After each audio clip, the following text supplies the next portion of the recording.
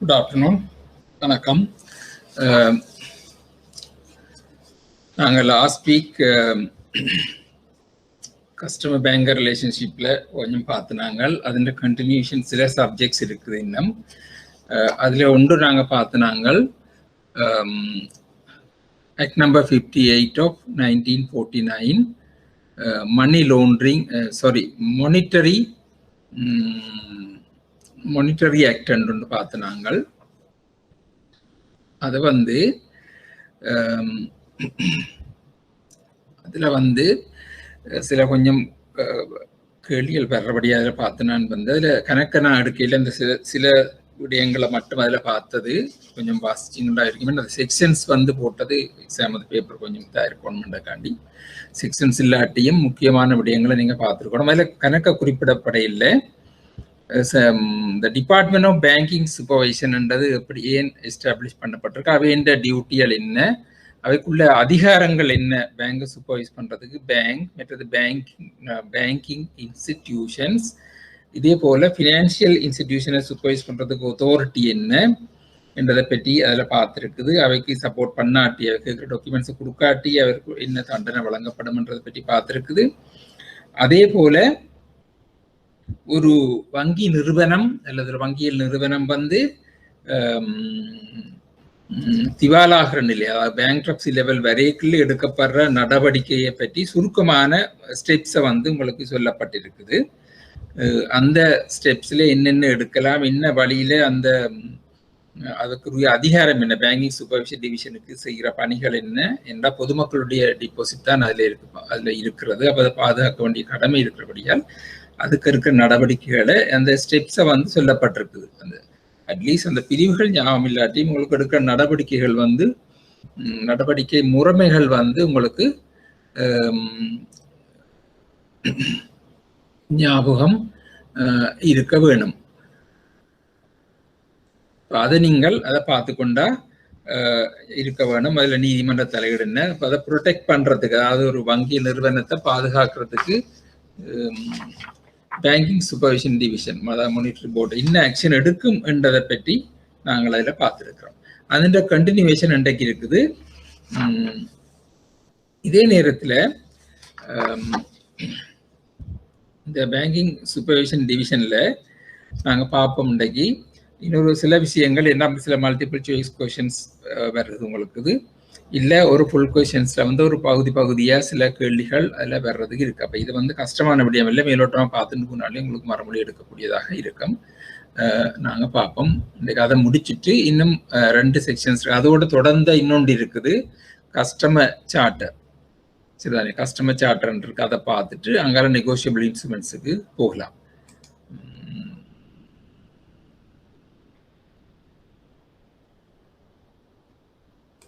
Monetary law act 58 of 1949ல அண்டே and கண்டினியூஸாக கொஞ்சம் பார்ப்போம். கொஞ்சம் குழப்பம் மாதிரி இருந்தாலும் வாசிச்சா கொஞ்சம் ஆறுதலாக வாசிச்சா விளங்குவது. லோவை டிரெக்டாக டிரான்ஸ்லேட் பண்ணபடியே கொஞ்சம் குழப்பம் மாதிரி. ஆனால் அதில் உள்ள விடயம் தேவையான விஷயங்களை மட்டும்தான் போட்டிருக்கோம். இப்போ நாங்கள் அதில் மிச்சத்தை பார்ப்போம். 32A என்றது என்ன சொல்லுதுன்னு சொன்னால், இந்த சூப்பர்விஷன் டிவிஷனுக்கு அதிகாரம் இருக்குது. கூட்டுறவு சங்க சட்டம் 1972 ஆண்டு 5ஆம் இலக்க சட்டத்துல சொல்லப்பட்டிருக்கிறது. அந்த சட்டத்துக்கு கீழே பதிவு செய்யப்பட்ட வங்கி நிறுவனங்கள் பற்றி சொல்லுது. அப்ப இப்ப ஒரு பிரச்சனை இருக்குன்னா உங்களுக்கு சொன்னா, முந்தி வங்கிகள் சில நேரத்தில் வங்கிகள் வங்குரோத்து அடையலாம். முந்தி 2000ஆம் ஆண்டு அளவில் காலப்பகுதியில் ஒரு பிரமுக பேங்க் இருந்தது, Pramuka investment and savings and investment bank, Pramuka savings and investment bank தொடங்கி கொஞ்ச காலத்துக்குள்ளேயே முறிவடைஞ்சு போயிட்டுது. பிறகு அதுக்கு முதல்ல இருந்து இந்த ஃபினான்ஸ் கம்பெனிகள் முறிவடைந்து கொண்டு போறது, பேங்க்ரப்சி ஆகி அண்ம காலத்துல கூட பெரிய ஃபினான்ஸ் கம்பெனிகள் முறிவடைஞ்சு போனது, பேங்க்ரப்சி ஆகி போனது. பேங்க்ரப்சி ஆகியும் போகலாம், சில நேரத்துல மோசடிகள் செய்யப்பட்டும் அது அந்த ஃபினான்ஸ் கம்பெனிகள் திவாலாகி போற நிலைமை இருக்குது. இப்ப இதுல பிரச்சனை வாடிக்கையாளர் பொதுமக்களுடைய வாய்ப்புகள் அங்க இருக்குது. வாடிக்கையாளருடைய பெருமளவு வைப்புகள் வந்து அதுல வைப்பிலிடப்பட்ட பொதுமக்கள் வந்து பாதிக்கப்படுகிறார்கள். தங்களுடைய வருமானங்கள் எல்லாத்தையும் அதுல முதலீடு செய்த சேமிச்ச மக்கள் எல்லாம் பாதிக்கப்படுகிறார்கள். அதுக்கு பிறகு இந்த ஒரு சட்டம் வந்து கொண்டு வரப்பட்டு தான் திருத்தப்பட்டு வருகிறது, வைப்பீட்டு காப்புறுதி திட்டம் என்று சொல்லி. அதுல வந்து மத்திய வங்கியானது நாணய சபையினால் அவ்வப்போது தீர்மானிக்கப்பட்டவாறு 1972 5ஆம் இலக்க கூட்டுறவு சட்டத்தின் கீழ் பதிவு செய்யப்பட்ட வங்கி நிறுவனம் மற்றும் சங்கங்கள் வைத்திருக்கும் வைப்பு காப்புறுதிக்கான ஒரு திட்டத்தை நிறுவலாம், பராமரிக்கலாம், நிர்வகிக்கலாம், கட்டுப்படுத்தலாம் என்று சொல்லி ஒரு தீர்மானத்தை கொண்டு வந்தது. சரிதானே? இப்ப இதுல இந்த காப்புறுதி சட்டத்துக்கு கீழே வார எந்தெந்த வங்கிகள் என்று பார்க்க வேணும். நான் சர்ச் பண்ணி பார்த்தேன், இந்த லிஸ்ட் வழியா கிடைக்கல, அப்புறம் உங்களுக்கு கிடை பண்ணி தருவேன். வங்கிகள் இருக்கு, சின்ன சின்ன வங்கிகள் இருக்குது. நிறைய இப்போ உதாரணத்துக்கு நான் சொல்றேன், கோஆபரேட்டிவ் ரூரல் பேங்க் இருக்குது. அது வந்து காப்புறுதி சட்டத்துக்குள்ள வருகுதான்றதை பார்க்க வேணும். ஏண்டா பார்த்ததுல ஒரு 5-6 வருஷத்துக்கு முந்தி எடுத்த சேவையில 1993 பிரான்ச்சஸ் இருக்குது கோஆபரேட்டிவ் ரூரல் பேங்க். இதுலயும் பெருமளவு மக்களுடைய வாய்ப்புகள் எல்லாம் இருக்குது, கடன் கொடுக்கணும், எல்லாம் செய்யணும். அப்ப இதுகள் எல்லாம் இந்த சட்டத்துக்குள்ள வருகுதான்னு பார்க்க வேணும். இதே போல இப்ப சமுத்தி வங்கி இருக்குது, இப்படி சின்ன சின்ன மீனவ சங்கங்கள் இருக்கு, இதுல எல்லாம் சீரியக்குள்ள வரும். ஆனா இதுல பதிவு செய்யப்பட்ட வங்கிகளுக்கு தான் இந்த காப்புறுதி வைப்பு காப்புறுதி திட்டம் ஒன்று வருது. அப்படி செய்யப்படுற நிறுவனங்களை வந்து இந்த 1972 ஆண்டின் 5ஆம் இலக்க கூட்டுறவு சங்க சட்டத்தின் கீழ் பதிவு செய்யப்பட்ட ஏதேனும் ஒரு வங்கியியல் நிறுவனம் அல்லது சங்கம் ஏதாவது ஒரு வகை வங்கி தொழிலை நடத்தும் போது வகுத்துரைக்கப்பட்டவாறு, அதாவது ஸ்பெசிஃபைட வைத்திருக்கும் வைப்புகளை காப்புறுதி செய்வதற்கு மத்திய வங்கிக்கு விண்ணப்பிக்க வேண்டும். இவ வந்து அப்ளை பண்ணணும். இப்படி ஒரு இந்த சட்டத்துக்குள்ள இருக்கிற வங்கி வந்து அவைய வந்து விண்ணப்பிக்கணும், தங்களோட டிபாசிட்டை வந்து இன்ஷோ பண்றதுக்கு. விண்ணப்பிச்சா மத்திய வங்கி வந்து தான் டிசைட் பண்ணும், இதை வந்து அக்செப்ட் பண்றதா இல்லையான்னு சொல்லி டிசைட் பண்ணி விண்ணப்பத்தை ஏற்றுக்கொள்ளலாம். இப்போ அதுல பிரிவு 2 சொல்லுது, தன் தீர்மானத்தின்படி பிரிவு 1 ஏதாவது விண்ணப்பத்தை ஏற்றுக்கொள்ளலாம். அதுல செக்ஷன் 3 உட்பிரிவு 2 கீழ் விண்ணப்பம் ஏற்றுக்கொள்ளப்பட்ட ஒவ்வொரு வங்கி நிறுவனம் அல்லது சங்கமும் இனி இந்த சட்டத்திற்கு கீழே காப்பீடு செய்யப்பட்ட வங்கி அல்லது காப்பீடு செய்யப்பட்ட சங்கம் என்று குறிப்பிடப்படும். காப்பீடு செய்யப்பட்ட வங்கி அல்லது காப்பீடு இன்சூர்ட் பேங்க் ஓ இன்சூர்ட் சொசைட்டி என்று சொல்லி குறிப்பிடப்படும். இன்சூர்ட் பேங்க் ஓ இன்சூர்ட் சொசைட்டி என்று சொல்லப்படும். 32C என்ன சொல்லுது இந்த சட்டத்துல? ஒவ்வொரு காப்பீடு செய்யப்பட்ட வங்கி அல்லது காப்பீட்டாளர் சங்கமும் நிதியியல் விடயத்துக்கு பொறுப்பான அமைச்சரின் அங்கீகாரத்துடன் அவ்வப்போது நாணய சபையினால் தீர்மானிக்கப்படக்கூடிய அத்தகைய அடிப்படையில் அதன் வைப்புகளின் மீது மத்திய வங்கிக்கு ஒரு காப்புறுதி கட்டணத்தை செலுத்துவதற்கு பொறுப்பேற்க வேண்டும். காப்பீடு செய்யறா சும்மா இல்லை, உங்களுக்கு தெரியும், இன்சூரன்ஸ் ஒரு பிரீமியம் கட்டணும். அப்ப அதை வந்து இது வந்து மினிஸ்டர் அந்த விடயத்துக்கு பொறுப்பான மினிஸ்டர், அந்த இந்த இது மத்திய வங்கியின் இந்த மினிஸ்டர் வராரோ அந்த மினிஸ்டரின் அங்கீகாரத்தோட நாணய சபையினால தீர்மானிக்கக்கூடிய எத்தனை பெர்சன்டேஜ் என்று சொல்லி தீர்மானிக்கும் மத்திய வங்கி. அப்போ ஒரு காப்புறுதி கட்டணத்தை அவை செலுத்த வேணும், இருக்கிற டோட்டல் டிபாசிட்டுக்கு ஒரு பெர்சன்டேஜ் செலுத்த வேணும்.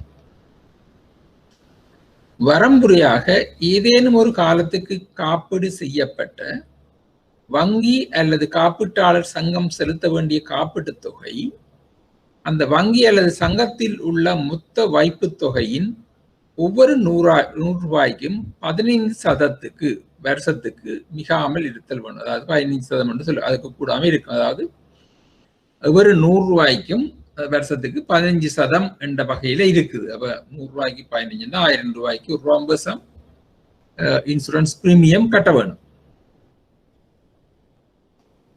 அத்தகைய காலப்பகுதிகளில் அத்தகைய நேரங்களில் மற்றும் நாணய சபையால் தீர்மானிக்கப்படக்கூடிய அத்தகைய முறையில் காப்பீட்டுத் தொகை செலுத்தப்பட வேண்டும். அத்தகைய காலப்பகுதிகள், அதாவது ஒரு குறிப்பிட்ட காலம் சொல்லுவீனம், அதுல அந்த நேரங்களில் மற்றும் நாணய சபையால் தீர்மானிக்கப்படக்கூடிய அத்தகைய முறையில் காப்பீட்டு தொகை செலுத்தப்பட வேணும். இதை ஒரேடியா செலுத்துறன்றது இல்லை, அதுல ஒரு ஸ்பெசிபிக் சொல்லிடணும், ரூபாட்லியோ அல்லது மந்த்லியோ ஏதோ ஒரு வழி சொல்லி வேணும். அந்த நாணய சபை சொல்ற முறையில காப்பீட்டு தொகையை செலுத்த வேண்டும்.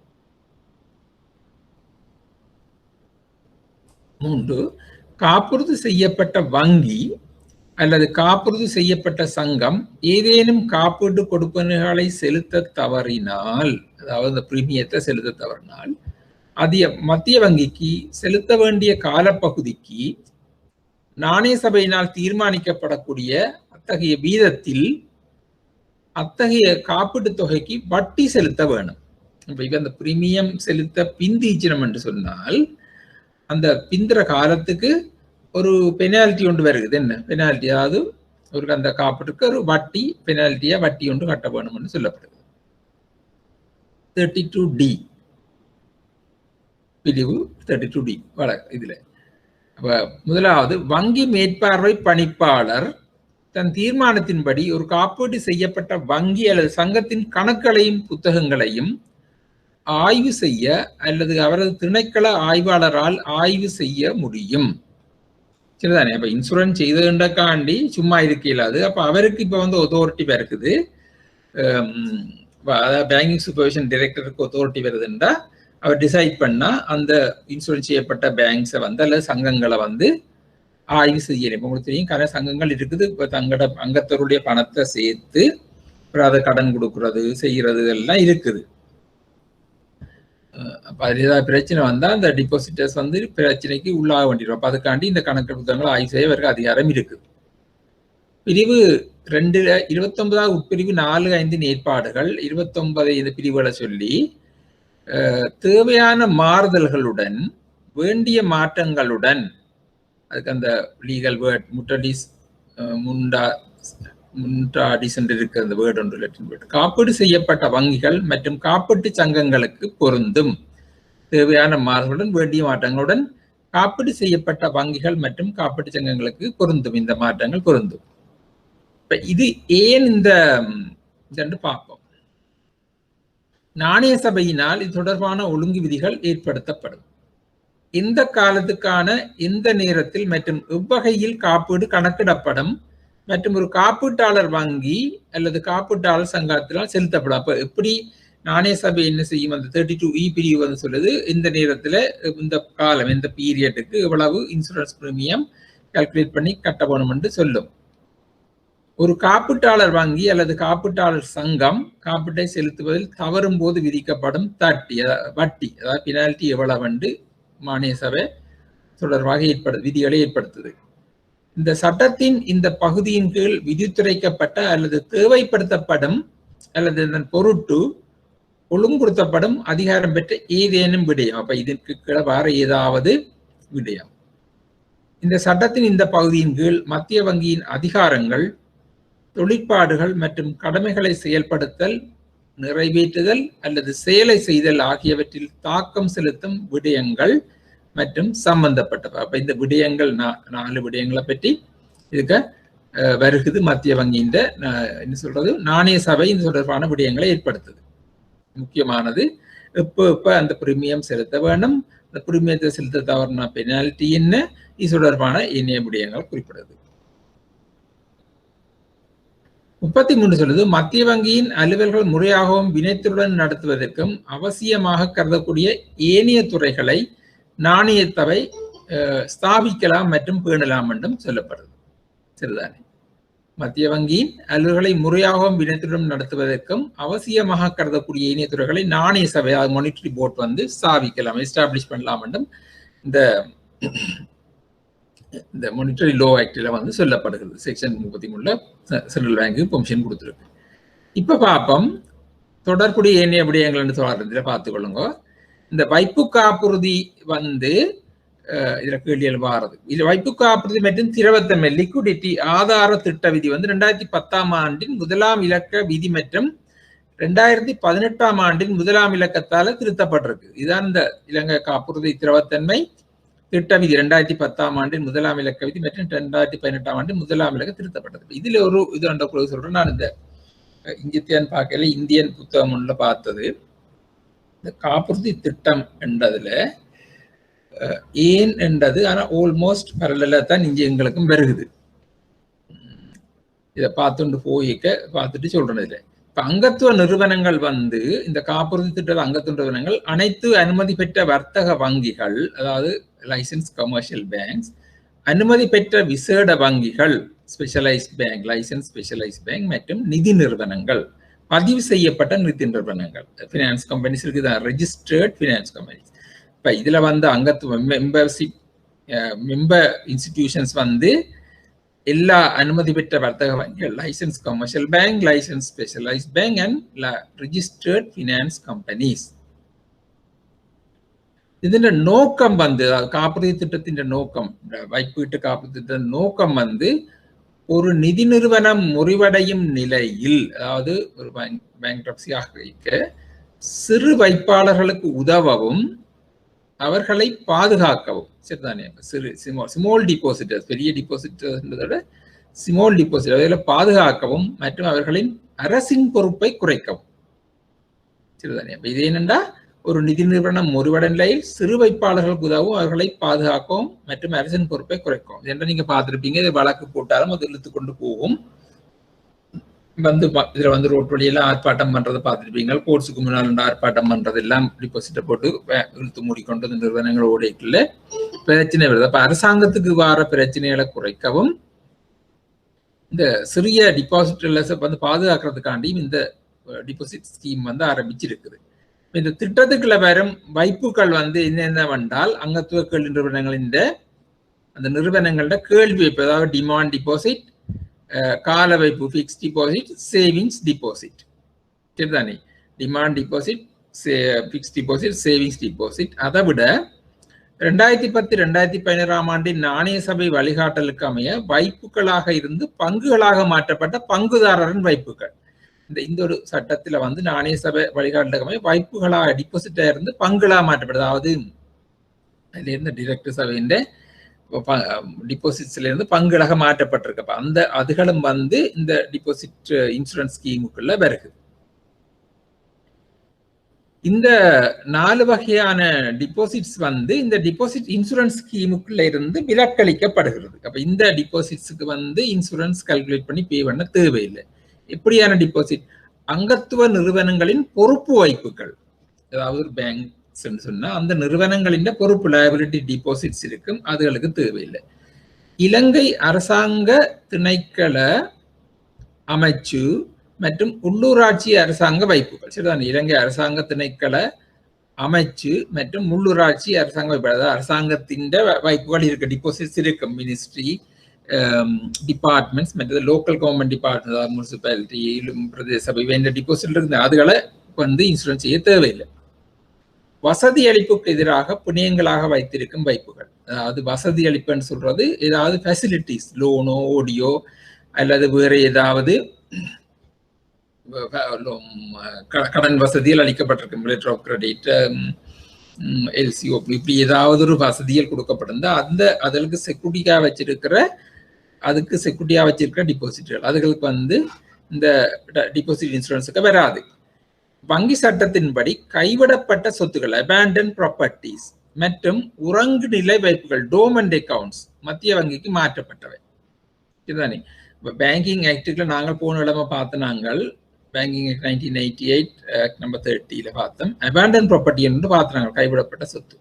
மற்றும் உறங்கு நிலை என்று சொல்ல டோர்மெண்ட் அக்கவுண்ட்ஸ் என்று இருக்குது. இப்போ வங்கிகளில் வந்து செயலற்று இருக்கிற கணக்குகளை வந்து மாற்றுறது. இப்போ சேவிங்ஸ் அக்கௌண்ட்டா 1 வருஷம், கரண்ட் அக்கௌண்ட்டா 2 வருஷம் வந்து இருக்கு. இப்போ அது மாற்றப்படலாம் அந்த நடைமுறை. இப்போ அப்படி வரைக்குள்ள பிறகு மத்திய வங்கி மாற்றுற வளமை இருக்கு. அதுல இருந்து அதுல மத்திய வங்கிக்கு மாற்றப்பட்ட இந்த டிபாசிட்டும் வந்து இன்சூரன்ஸுக்கு இதுக்கும் இன்சூரன்ஸ் செய்ய தேவையில்லை. அப்ப 4 வகையான டிபாசிட்களுக்கு காப்பீட்டு செய்ய தேவையில்லைன்னு சொல்லி இந்த இதுல சொல்லப்பட்டிருக்கு. ஒன்று அங்கத்த நிறுவனங்களின் பொறுப்பு வைக்கலாம், அதிண்ட லயபிலிட்டி டிபாசிட். அரசாங்கத்தின் டிபாசிட்கள் இருக்கிறது, திணைக்களம் அமைச்சு உள்ளாட்சி. வசதிகளுக்கு, அதாவது ஃபெசிலிட்டிஸ் எகெயின்ஸ்டா வச்சிருக்கிற டிபாசிட்களுக்கு தேவையில்லை.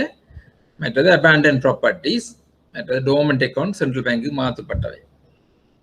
இப்போ காப்புறுதி கட்டணம் என்னென்று எவ்வளவு பார்த்தோம்னு சொன்னா அதுல 2-3 விதம் இருக்குது.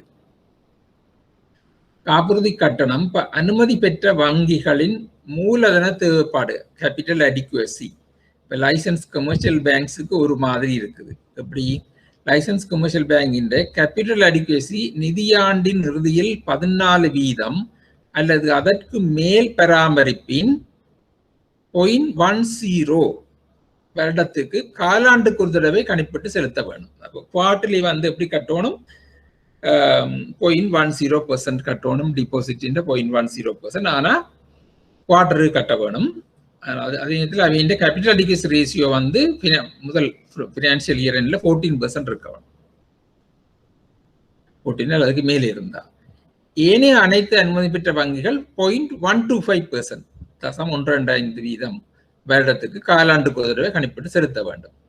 இப்போ பதிவு செய்யப்பட்ட நிதி கம்பெனிகள், ஃபினான்ஸ் கம்பெனிஸ் என்று சொன்னார், ரிஜிஸ்டர்ட் ஃபினான்ஸ் கம்பெனிஸ் 0.15% வருடத்துக்கு மாதாந்த தகுதி வாய்ந்த வைப்புகளின் தொகையில் கணிப்பிட வேண்டும்.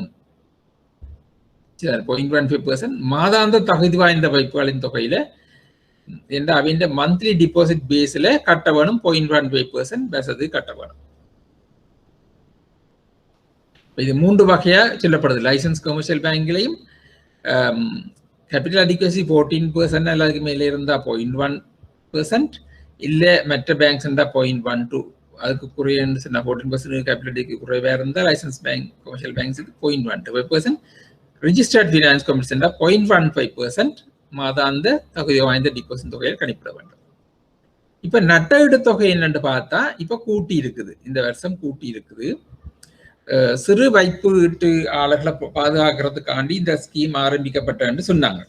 அப்படி என்று சொன்னால் வைப்பு தொகைக்கான அதிகூடிய காப்பீட்டு தொகை மத்திய வங்கியில இந்த மார்ச்ல இருந்து 2021 இருந்து 11 லட்சமாக கூட்டப்பட்டிருக்குது.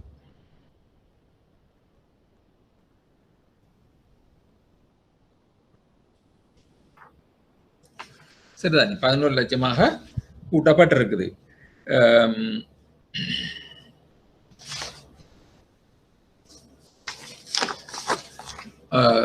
வைப்பு தொகைக்கான அதிகூடிய காப்பீட்டு தொகை மத்திய வங்கியினால் மார்ச் 21 இருந்து 11 லட்சமா அதிகரிக்கப்பட்டது. மத்திய வங்கியின் நாணய சபை இழப்பீட்டு தொகை இலங்கை வைப்பு காப்புறுதி மற்றும் திரவத்தன்மை ஆதார திட்டம் SLDILSS என்று சொல்றது கீழ்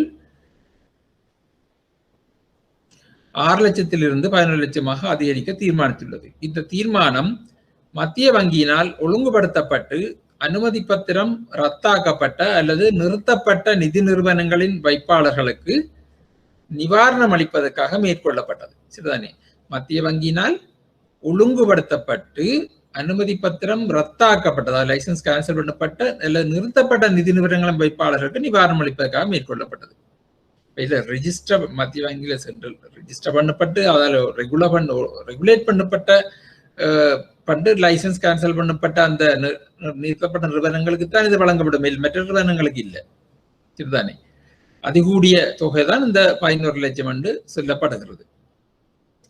இதுலையும் அப்போ ஒரு டிபாசிட்டருக்கு எவ்வளவு டிபாசிட் இருந்தாலும் இந்த வழங்கக்கூடிய ஆகக்கூடிய தொகை 11 லட்சம் ஒரு வங்கியில இருக்கிறது. நீங்க பார்த்தது இப்ப இந்திய நிதியில கிடக்கு ஒரு நிறுவனத்திலே அவருக்கு ஒரு டிபாசிட் இருந்தால், ஒரு வங்கியில இருந்தால் அது வங்கியில இருந்து அவருக்கு கிடைக்கக்கூடிய ஆகக்கூடிய தொகை அவ்வளவுதான். அப்ப இன்னொரு வங்கியில அவருக்கு இருந்தா இன்னொரு வங்கியில அந்த இது கிடக்கும். இதெல்லாம் நாங்க பார்த்திருக்கிறோம். மணி மானிட்டரி லோ ஆக்ட்ல உள்ளது. இது அதோட சேர்ந்து கனெக்டடான இந்த டிபாசிட்ஸ் ரேஷியோஸ் உங்களுக்கு சொல்லியிருக்கு.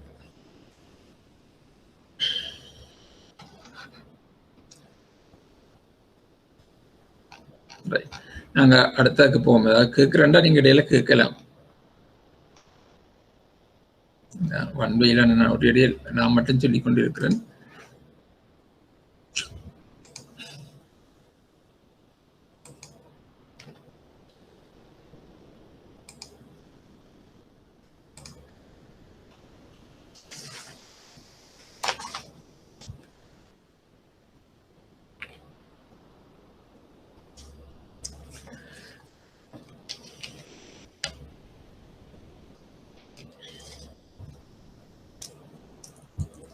அடுத்தது வந்து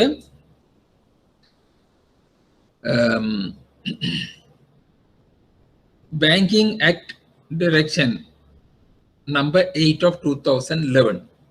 சென்ட்ரல் பேங்க் வந்து ஒரு ஒரு ஒரு அறிவுறுத்தல் அல்ல ஒரு டிரெக்ஷனை வந்து கொடுத்துருக்குது. இது வந்து லோ அல்ல, ஒரு டிரெக்ஷன் கொடுத்துருக்கு, வழிகாட்டலை வந்து கொடுத்துருக்குது. நம்பர் 8 of 2011 படி கொடுக்கப்பட்டதான் customer charter of license banks சொல்லி கொடுத்துருக்குது. இதுல இன்னொன்றும் இருக்குது, customer charter for primary dealer industry என்று ஒன்று இருக்குது. Customer charter for primary dealer industry என்று, அது பிரைமரி டீலருக்கு உள்ள அது வேற. இப்ப இது வந்து லைசன்ஸ் பேங்க்ஸுக்கு என்று உள்ளதை நாங்க பார்ப்போம் என்றா, இதுதான் உங்களுக்கு நடுகளும் வார கேள்வி.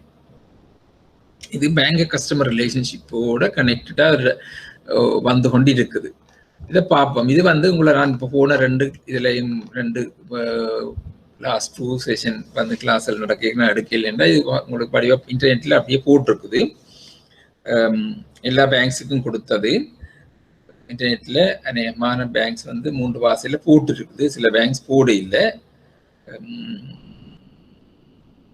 பார்த்துல பேங்க் லோன் கமர்ஷியல் பேங்க்,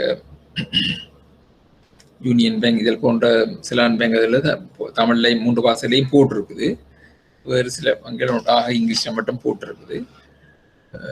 அதில் பார்த்தா சில நான் இது தமிழ் டிரான்ஸ்லேட் பண்ணி எடுத்து இதில் இருந்து எடுத்து வேறு எடுத்து அந்த தமிழ் சின்ன இலகுவாயம் இருக்கலாம், அதோட நீங்கள் வாசித்து பார்க்கக்கூடியதும் இருக்கும். இந்த எல்லாம் ஒரே இதுதான், சென்ட்ரல் பேங்க் கைட்லைன்ஸ் தான் இதில் சொல்லப்பட்டிருக்குது. இதில் 2 விதமாக வந்து நீங்கள் பார்க்க வேணும். ஒன்று வந்து பேங்குக்குள்ள கடமை என்ன, அதே மாதிரி வாடிக்கையாளருக்கும் கடமை இருக்குது, சரிதானே. ஒன்று வங்கின்ற கடமை இருக்குது, மற்றது கஸ்டமருக்கு வந்து இதில் திருப்தி இல்லாட்டி அவர் யார்கிட்ட போய் முறையிடலாம், சரிதானே. அவருடைய முறையீட்டு நடவடிக்கை அவர் நிவாரணம் பெற வழி ஒன்று இருக்குது. அதே நேரத்தில் வாடிக்கையாளர்ன்ற கடமையும் இருக்குது, சரிதானே.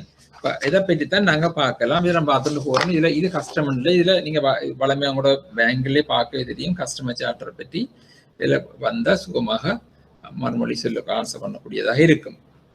இப்போ இது எப்படி வருதுன்னா இதில் மேலே போட மறந்துட்டேன். இது வந்து banking act direction number 8 of 2011 note பண்ணிக்கொள்ளுங்க. Banking act direction number 8 of 2011, சரிதானே. Banking act direction number 8 of 2011, 2011 ஆண்டு 8ஆம் இலக்க வழிகாட்டல். வங்கிகள் மற்றும் வாடிக்கையாளரின் கடப்பாடுகள் தொடர்பான வழிகாட்டல்களை வழங்கும் வாடிக்கையாளர் சாசனத்தை இலங்கை மத்திய வங்கி அறிமுகப்படுத்தியுள்ளது. வங்கிகள் மற்றும் வாடிக்கையாளர்களின் கடப்பாடுகள் ஆப்ளிகேஷன்ஸ் தொடர்பான வழிகாட்டல்களை வழங்கும் வாடிக்கையாளர் சாசனத்தை இலங்கை மத்திய வங்கி அறிமுகப்படுத்தியுள்ளது. இப்ப இதுல என்ன சொல்லுதுன்னா, உரிமம் பெற்ற வங்கிகளுடன் பரிவர்த்தனைகளை மேற்கொள்ளும் போது வாடிக்கையாளர்கள் எதிர்பார்க்கும் நியாயமான வங்கி நடைமுறைகளின் முக்கிய தரங்களை இந்த சாசனம் அமைக்கிறது. முக்கிய தரங்கள் இம்பார்ட்டன்ட் ஸ்டாண்டர்ட்ஸ். மற்றும் வாடிக்கையாளர்கள் பாதுகாப்பு குறித்த நடத்தை விதி என்ற கோட் ஆஃப் கண்டக்ட் பின்பற்ற உரிமம் பெற்ற வர்த்தக வங்கிகளுக்கு வழிகாட்டலை வழங்குகிறது. நிலையான உறவின் நலனுக்காக உரிமம் பெற்ற வங்கிகளை நோக்கிய வாடிக்கையாளர்கள் கடமைகளின் தொகுப்பும் இந்த சாசனத்தில் அடங்கும், சரிதானே. நிலையான உறவின் பேங்க் கஸ்டமர் ரிலேஷன்ஷிப் நல்லா இருந்தா தான் எல்லாம் கொண்டு போகலாம், சண்டை பிடிச்சொன்று இருக்கிறாது. வாடிக்கையாளர் நலனும் பாதுகாக்கப்படணும், வங்கியின் செயல்பாடும் சிறப்பாக இருக்கணும், வங்கியின் நலனும் பாதுகாக்கப்படணும். அப்ப ரெண்டையும் நோக்கிய ஒரு சிறப்பான செயல்பாட்டுக்குத்தான் இந்த தொகுப்பு சாசனத்துல சொல்லப்பட்டு இருக்கிறது. முதலாவது வந்து தகவல்களை பெறுதல் மற்றும் வங்கி சாதனங்கள் ப்ராடக்ட்ஸ், பேங்க் ப்ராடக்ட்ஸ், சேவைகளை புரிந்து கொள்ளுதல், சரிதான். Bank service. அப்ப இந்த பேங்க் ப்ராடக்ட்ஸ் வந்து எல்லா பேங்க்ஸும் தங்களை ப்ராடக்ட்ஸை இன்ட்ரோடியூஸ் பண்ணி கொண்டு இருக்கும், சர்வீஸ் ப்ரொவைட் பண்ணும். இதை வந்து கஸ்டமர் சரியா விளங்கி கொள்ள வேணும். இல்லாம அதை வந்து பிழையாக அதுல சொல்லிட்டு வந்தா பிரச்சனைகள் வந்து கொண்டிருக்கும். வாடிக்கையாளர்கள் உண்மையான தகவல்களை பெறவும் வங்கிகள் வழங்கும் நிதி சாதனங்கள் சேவைகளை புரிந்து கொள்ளவும் உரிமை உண்டு. இந்த விடயத்தில் வங்கிகளின் சில நல்ல நடைமுறைகள் பின்வருமாறு இருக்கும். அப்ப இதுக்கு பிரச்சனை இல்லாம இதை விளங்கி கொண்டு செய்யறதுக்கு சில நடைமுறைகள் இருக்குது, என்னன்னு பார்ப்போம். ஆனா உரிமம் பெற்ற வங்கிகள் வாடிக்கையாளர்களுக்கு வழங்கப்படும் நிதி சாதனங்கள் சேவைகளை புரிந்து கொள்ள அவற்றை பற்றிய போதுமான தகவல்களை வழங்குவதன் மூலமும் அவற்றின் நிதி தாக்கங்களை விளக்குவதன் மூலமும் பொருத்தமான வங்கி சாதனங்கள் சேவைகளை தேர்வு செய்ய வாடிக்கையாளருக்கு உதவ வேண்டும். இப்ப உரிமம் பெற்ற வங்கிகள் வாடிக்கையாளர்கள் வழங்குற ப்ராடக்ட்ஸ் சர்வீஸை பற்றி சொல்லிக்குள்ள அவை விளங்கிக் கொள்ளணும். வாடிக்கையாளர் போதுமான தகவல்களை வழங்குவதன் மூலம் அவற்றின் நிதி தாக்கங்களை விளக்குவதன் மூலமும் பொருத்தமான வங்கி சாதன சேவைகளை தேர்வு செய்ய வாடிக்கையாளருக்கு உதவ வேணும். அதுல உள்ள சரியான அட்வான்டேஜ் டிஸ்அட்வான்டேஜ் ரெண்டை பற்றியும் விளங்கப்படுத்தி சொன்னால் அவை சரியான ப்ராடக்ட் தாங்கள் சரியான ப்ராடக்டை தெரிவு செய்து கொள்ளலாம். உரிமம் பெற்ற ஒவ்வொரு வங்கியும் அதன் சாதனங்கள் அல்லது சேவைகளுக்காக எளிய மொழியில் எழுதப்பட்ட சிற்றேடு ஹேண்ட் அவுட்ஸ் கொடுக்குறதானே துண்டு பிரசுர வடிவில் முக்கிய உண்மைகள் ஆவணத்தை தனித்தனியாகவோ அல்லது கூட்டாகவோ வைத்திருக்க வேண்டும். இது அத்தகைய சாதனங்கள் சேவைகளை நாடும் வாடிக்கையாளருக்கு விநியோகிக்கப்பட வேண்டும். இந்த சிற்றேடுகள் துண்டு பிரசுரங்கள் குறைந்தபட்சம் பின்வரும் அடிப்படை தகவலை கொண்டிருக்க வேண்டும் மற்றும் வாடிக்கையாளர்களால் விரும்பப்படும் மொழிகளில் கிடைக்க வேண்டும். அதாவது 3 பாஷையில் இருக்க வேண்டும். அதுல குறிப்பிடப்பட வேண்டிய விடயங்கள் சாதனங்கள் சேவைகள் பற்றிய விளக்கம் இருக்க வேணும். சரிதானே? வாடிக்கையாளருக்கு வழங்கப்படும் நிதி மற்றும் இதர சலுகைகள் மற்றும் ஊக்கத்தொகைகள் அதில் கிடைக்கக்கூடிய பெனிஃபிட்ஸை பற்றி சொல்லணும். வாடிக்கையாளர் வசூலிக்கப்படும் கட்டணம், அறவீடுகள், தரகு, வட்டி போன்றவை. சரிதானே? அப்ப அதில் கட்டணங்கள் ஃபீஸ் இருக்கும், கமிஷன்ஸ் இருக்கும், சார்ஜஸ் இருக்கும், இன்ட்ரெஸ்ட். மற்ற சாதனங்கள் சேவையை பின்பற்ற வேண்டிய நடைமுறைகள் ப்ரொசீஜர்ஸ் பெறணும். முக்கிய விதிமுறைகள் மற்றும் நிபந்தனைகள், வாடிக்கையாளருக்கு பொதுவான புகார் நடைமுறை கம்ப்ளைண்ட் பண்ற முறையெல்லாம் சொல்லணும். கூடுதலாக பிரச்சனை வர்றது ஒரு லோன் சொன்னா லோனுக்கு என்னென்ன டாக்குமெண்ட்ஸ் சேவை என்னென்ன ஒரேடியாக எல்லாம் சொல்ல வேணும். இவ்வளவு செலவு பெறும்னு சொல்லணும். ஒரு ப்ராப்பர்ட்டி லோன் சொன்னா ப்ராப்பர்ட்டி லோனுக்கு இன்னென்ன இடத்துல டாக்குமெண்ட்ஸ் எடுக்க வேணும், இன்னென்ன அதுக்கு இவ்வளவு செலவு வரலாண்டு அவை இந்த பேங்க் இல்லாட்டியும் என்னென்ன வரும்னு சொல்ல வேணும். பிறகு மோட்கேஜ் பண்றதுக்கு இருக்குது இன்னென்ன செலவு, இதெல்லாம் சொல்லாம பிறகு வேண்டா சொல்ல வரைக்கல. பிறகு டிஸ்பியூட் வரப்பாகும், கஸ்டமருக்கு டிஸ்சாட்டிஸ்பேக்ஷன் எல்லாம் வரும், இவ்வளவு காலம் எடுக்கும். நடைமுறைகள் முதலே சொல்லிக்கொள்ள வேணும். ஏன்னா வங்கியின் நடைமுறைக்கு அப்பாற்பட்ட நடைமுறைகள் காலங்கள் இதெல்லாம் இருக்குத்தானே, இதெல்லாம் சொல்ல வேணும். இப்ப சில இடங்கள் இந்த புத்தகங்கள் எல்லாம் வெளிநாடுகள் எல்லாம் பார்க்க போயிருக்கிறோம். அந்த பேங்க்ஸ்ல நல்ல வடிவம் முன்னுக்கு எல்லாம் வச்சிருக்கும். புத்தகங்கள் எல்லாம் வாடிக்கையாளருக்கு வைக்கப்பட்டிருக்கும். ஒரு ப்ராடக்டை பற்றி அவர் முதலில் அதிலிருந்து எடுத்து வாய்ச்சி பார்த்து சிம்பிளா ஒரு அட்ராக்டிவா இருக்கு. நான் பார்த்து கொண்டு இருக்கேன். சிலது அப்படி இங்க வச்சிருக்க வேணும். ஒரு சேவையை பிழவரைக்குள்ள அந்த வாடிக்கையாளர்களை பார்க்கறது கொடுக்கணும்னு சொல்லப்படுகிறது. ரைட். உரிமம் பெற்ற வங்கிகளின் அனைத்து விளம்பரங்களிலும் எந்த ஒரு ஊடக மற்றும் விளம்பர பொருட்களிலும் வழங்கப்படும் சாதனங்கள் சேவைகள் பற்றிய உண்மையான தகவல் இருக்க வேண்டும். உரிமம் பெற்ற வங்கிகளின் அனைத்து விளம்பரங்களிலும் எந்த ஒரு ஊடக மற்றும் விளம்பர பொருட்களும் வழங்கப்படும் சாதனங்கள் ப்ராடக்ட் சர்வீஸ் பற்றி உண்மையான தகவல் இருக்க வேணும். இது உரிய வாடிக்கையாளர்களால் புரிந்து கொள்ளக்கூடியதா இருக்கணும். அதாவது யார எந்த கஸ்டமரை டார்கெட் பண்ணப்படுதோ அவரால் விளங்கிக் கொள்ளையா இருக்கணும். உதாரணத்துக்கு ஒரு டிபாசிட் ப்ராடக்ட் ஒரு குறிப்பிட்ட டார்கெட், ஒரு மைனர் சேவிங்ஸ் அக்கௌண்டா, அல்லது ஒரு சீனியர் சிட்டிசனா, இல்லது ஒரு பெண்களுக்கான மகளிருக்கான அக்கௌண்டா என்றைக்க அவைய டார்கெட் பண்ணி இருக்கா, அல்லது ஒரு லோன் ஸ்கீம் என்றா யாரை டார்கெட் பண்ணி அது போடப்படுதோ அந்த விதத்தை அவர்கள் புரிந்து கொள்ளக்கூடியதாக இருக்க வேணும். அதுல கூட இப்ப உதாரணத்துக்கு ஒரு சாதாரண ஒரு தொழில் ஒன்று செய்ய போய்க்க சிறு தொழில் கொடுத்த கைத்தொழிலோ இன்னும் கொடுக்க போய்க்கில்ல, அதுக்கு கூடுதலாக டெக்னாலஜி வேர்டுகளை பாவிச்சு குவிச்சு கொடுத்தா அவைக்கு விளங்காது. அப்பதான் சொல்லி புரிந்து கொள்ளக்கூடிய இருக்கணும். மேலும் பொதுமக்களை தவறாக வழிநடத்தும் தகவல் இருக்கக்கூடாது. அத்தகைய விளம்பரங்கள் அனைத்து விவரங்களை கொடுக்க வேண்டும். மற்றும் வங்கி இலங்கை மத்திய வங்கியால் மேற்பார்வை செய்யப்படும் ஒரு உரிமம் பெற்ற வங்கி என்று குறிப்பிடப்பட வேண்டும். வங்கியின் சாதனங்கள் சேவைகள் பற்றிய விளம்பரங்கள் பற்றிய கூடுதல் தகவல்கள் அல்லது தெளிவுபடுத்தல், அதாவது கட்டணம், அறவீடு மற்றும் வட்டி விதங்கள் போன்றவை கோரிக்கையின் போது வங்கியால் வழங்கப்பட வேண்டும். பார்த்து நாங்கள் ஒரு ப்ராடக்டை பற்றி சொல்லிக்கல அதிண்ட இதில் பற்றி சொல்ல வேணும். இப்போ உதாரணத்துக்கு இப்போ ஒரு அக்கௌண்ட் திறக்கல அதில் உள்ள மினிமம் பேலன்ஸ் இல்லாட்டி அதில் வரப்போகிற சார்ஜஸ் அதில் பற்றி எல்லாம் வழங்கப்பட வேண்டும் என்று சொல்லப்படுது. அட்வான்ஸஸ் அதுக்குரிய சார்ஜஸ் என்ன, இன்ட்ரெஸ்ட் ரேட் என்ன, அதெல்லாம் சொல்ல வேணும். உரிமம் பெற்ற வங்கிகளின் தலைமை அலுவலகங்கள் மற்றும் அனைத்து கிளைகள் மற்றும் பிற வங்கி விற்பனை நிலையங்களில் பின்வரும் தகவல்கள் தெளிவாக காட்டப்பட வேண்டும். அனைத்து வைப்பு மற்றும் கடன்கள் மீது தற்போதைய வட்டி வீதங்கள், வெளிநாட்டு நாணயங்களை வாங்குதல் மற்றும் விற்பனை செய்தல் வீதங்கள், இது வளமையா வங்கி கிளைகள்ல போடப்பட்டிருக்கு. எக்ஸ்சேஞ்ச் ரேட்ஸ் போட்டிருக்கு. இன்ட்ரெஸ்ட் ரேட் வந்து முன்னுக்கு ஒரு நோட்டீஸ் போர்ட் மாதிரி அந்த டெய்லி போடப்பட்டிருக்குது, பார்த்துருப்பீங்க எல்லாரும். அடிப்படை விவர குறிப்புகளுடன் வங்கியின் கடன் மதிப்பீட்டு விகிதம், கிரெடிட் ரேட்டிங், வங்கியின் கிரெடிட் ரேட்டிங் வீதம் போடப்பட்டிருக்கணும். அடிப்படை விவர குறிப்புடன் சொல்லப்பட்டிருக்கு. நிதி குறை தீர்ப்பாளர், பினான்சியல் ஒம்புட்ஸ்மேன் மற்றும் கடன் ஆலோசனை மையத்தின் கிரெடிட் கவுன்சிலிங் சென்டர் தொடர்பு விவரங்கள், அவையின் தொடர்பு விவரங்கள் போடப்பட்டிருக்கணும். பினான்சியல் ஒம்புட்ஸ்மேன் மற்றும் கடன் ஆலோசனை மையம் கொடுத்திருக்க வேணும். ஏதாவது பிரச்சனை என்றால் தொடர்பு கொள்றதுக்கு.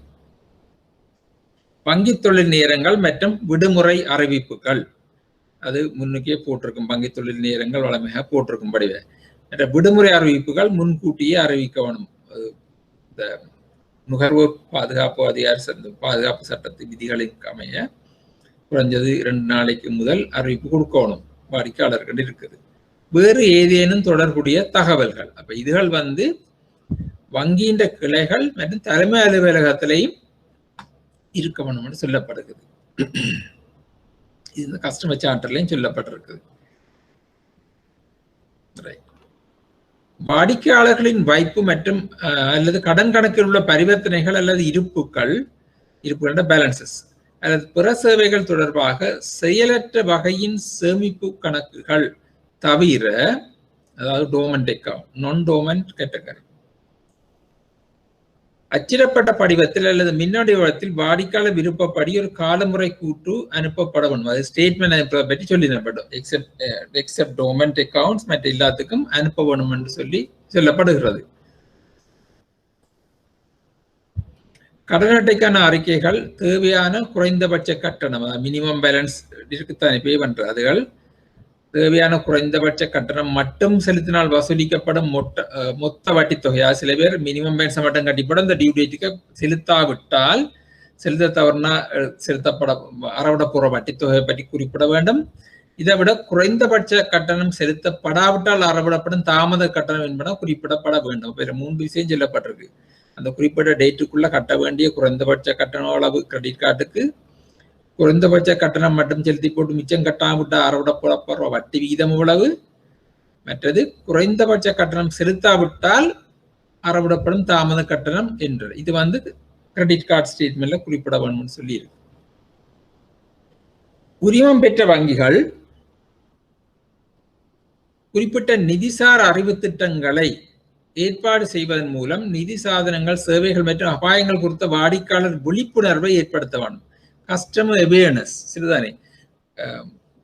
உரிமம் பெற்ற வங்கிகள் குறிப்பிட்ட நிதிசார் அறிவு திட்டங்களை, கஸ்டமர் அவேர்னஸ் ப்ரோக்ராம் ஏற்பாடு செய்வதன் மூலம் நிதி சாதனங்கள், சேவைகள் மற்றும் அபாயங்கள் குறித்த வாடிக்கையாளர் விழிப்புணர்வை ஏற்படுத்த வேண்டும். இது அடிக்கடி வங்கிகள் நீங்க பார்த்திருப்பீங்க. இது போன்ற செயற்பாடுகளை இந்த இதுக்குள்ளதான் நடத்தினோம். கஸ்டமர் அவேர்னஸ் ப்ரோக்ராம்ஸ் நடத்துறது, இல்ல மீட் பண்ணி விளங்கப்படுத்துறது எல்லாம் நடக்கிறது.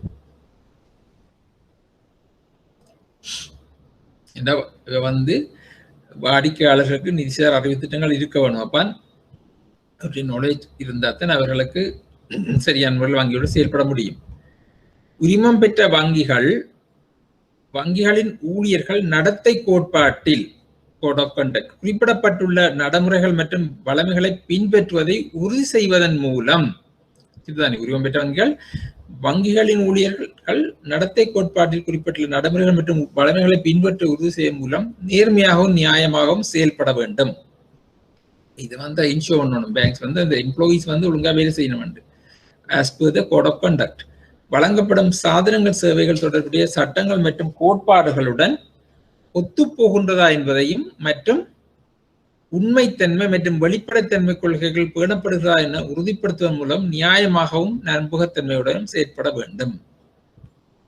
வாடிக்கையாளரோட வெளிப்படைத்தன்மையுடன் நடந்து கொள்ள வேணும். மற்ற இதெல்லாம் சரியாக செயல்படாதுன்னு பார்ப்போம். இதுல மூன்றாவது, சாதனங்கள் சேவைகள் மீதான விதிமுறைகள் மற்றும் நிபந்தனைகள் பற்றிய விழிப்புணர்வு கொடுத்தல். அதாவது டேர்ம்ஸ் அண்ட் கண்டிஷன். இந்த ப்ரொடக்ட் சர்வீஸ் பேங்க் வழங்கப்படுற ப்ரொடக்ட் சர்வீஸை பற்றி டேர்ம்ஸ் அண்ட் கண்டிஷன் போட்டிருக்குந்தானே, இதை பற்றி சரியான ஒரு விஜிலன்ஸ் இருக்கணும், ஒரு அண்டர்ஸ்டாண்டிங் இருக்க வேணும். வாடிக்கையாளர்கள் வங்கியிடமிருந்து பெறும் ஒவ்வொரு சாதனமில்ல சேவைக்கும் தொடர்புடைய விதிமுறைகள் மற்றும் நிபந்தனைகளை அணுகவும் முழுமையாக புரிந்து கொள்ளாம உரிமை உண்டு. இதற்காக உரிமம் பெற்ற வங்கிகள் உறுதி செய்ய வேண்டும். ஒரு கஸ்டமர் சரியா அவருக்கு இன்ஃபர்மேஷனை கொடுக்க வேணும். அவருக்கு அது கஸ்டமருக்கு உரிமை இருக்குது அதை பற்றி கேட்கறதுக்கு. ஒவ்வொரு சாதனமில்ல சேவையுடன் தொடர்பான விதிமுறைகள் மற்றும் நிபந்தனைகள் வாடிக்கையாளர்களால் விரும்பப்படும் மொழிகளில் வாடிக்கையாளருக்கு கிடைக்கின்றன. ஒரு சாதனமில்ல சேவையை வழங்குவதற்கு அல்லது பரிந்துரைப்பதற்கு முன்னர் வருங்கால வாடிக்கையாளருக்கு விதிமுறை மற்றும் நிபந்தனைகள், அதாவது டேர்ம்ஸ் அண்ட் கண்டிஷனை பற்றி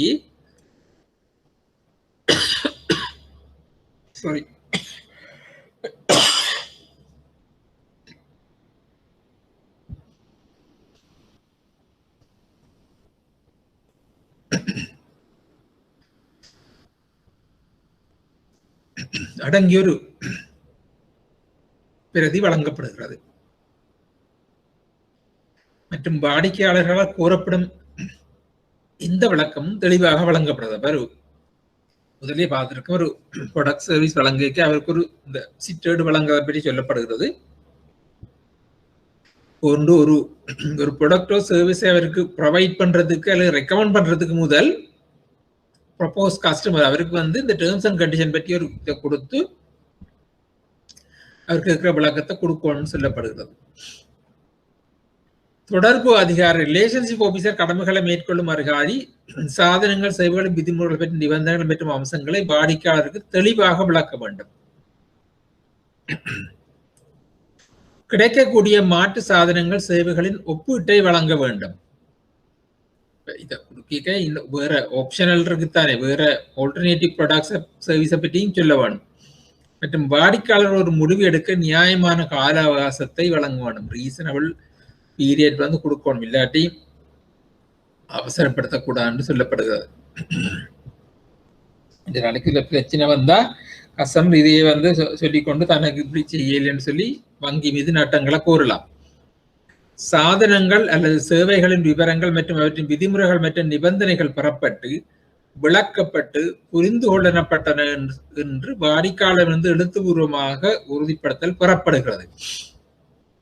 எல்லாம் விளங்கி கொண்டு கையெழுத்து வேண்டும் என்று சொல்லப்படுகிறது.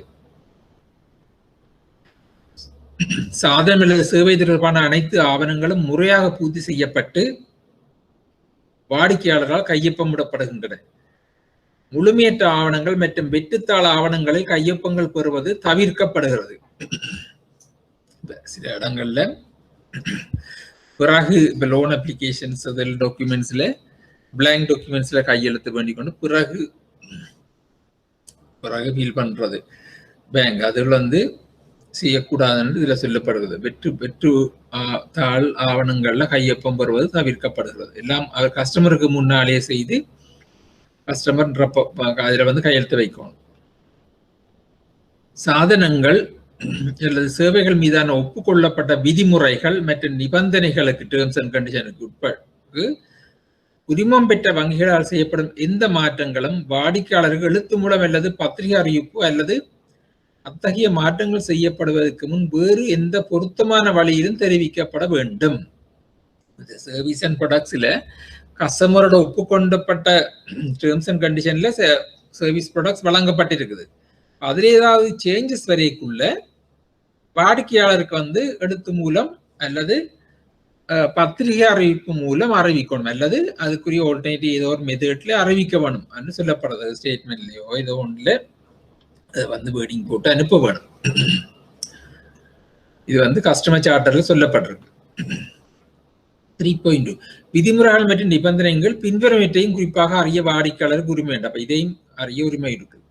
வாடிக்கையாளர் செலுத்தப்பட வேண்டிய வட்டி வீதங்கள், கட்டணங்கள் மற்றும் தரகு பணம்,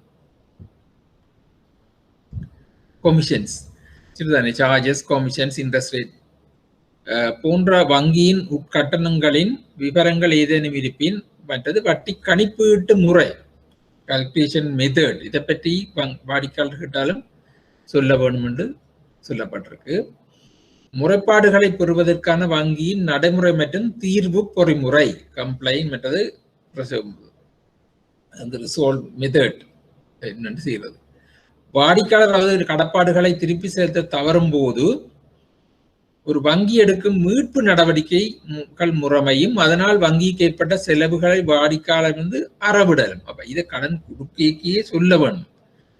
வாடிக்கையாளர் அவரது கடப்பாடு, அதாவது ஒப்ளிகேஷன்ஸ் திருப்பி செலுத்த தவறும் போது ஒரு வங்கி எடுக்கும் மீட்பு நடவடிக்கைகள், சரிதான், இப்ப ரிகவரி ஆக்ஷன்ஸ், அந்த ரிகவரி ஆக்ஷன் மெத்தட்டையும் அதால பேங்குக்கு வர செலவுகளை எப்படி வாடிக்கையாளர் அறவிடுறது அப்படின்ற மாதிரியும் கஸ்டமருக்கு விளங்கப்படுத்த வேணும்.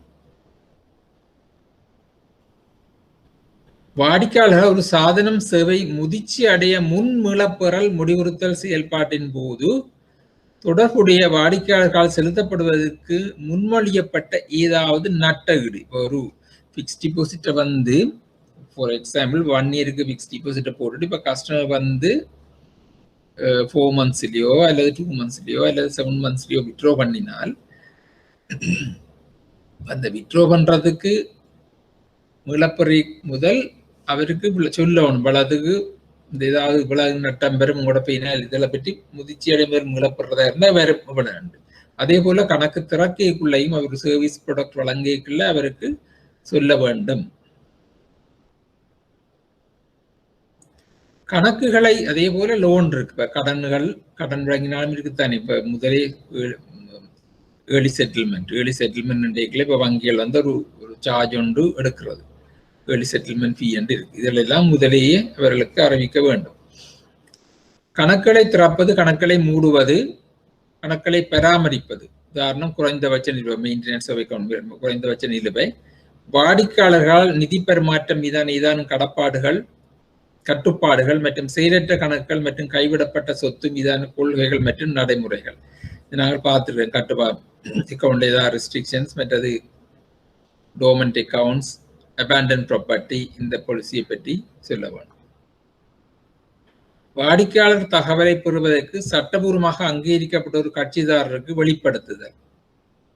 வாடிக்கையாளர் கஸ்டமர் இன்ஃபர்மேஷனை அவற்றை லீகலி ஒரு இன்ஃபர்மேஷன் ஒரு பார்ட்டி எடுக்கிறதுண்டா அதை எப்படி அதை வெளிப்படுத்துறதுன்றதை பற்றி சொல்லுவோம். பின்வருவன தொடர்பான விதிகள். நிதி புலனாய்வு பிரிவுக்கு சந்தேகத்துக்கிடமான பரிவர்த்தனைகள் மற்றும் குறிக்கப்பட்ட வரையறைக்கு மேற்பட்ட பரிவர்த்தனையை அறிக்கையிடல். ஃபினான்சியல் இன்டெலிஜென்ஸ் யூனிட் இருக்கு, பின்னுக்கு எங்கள் கடைசி பாடத்தில் நாங்கள் படிப்போம்.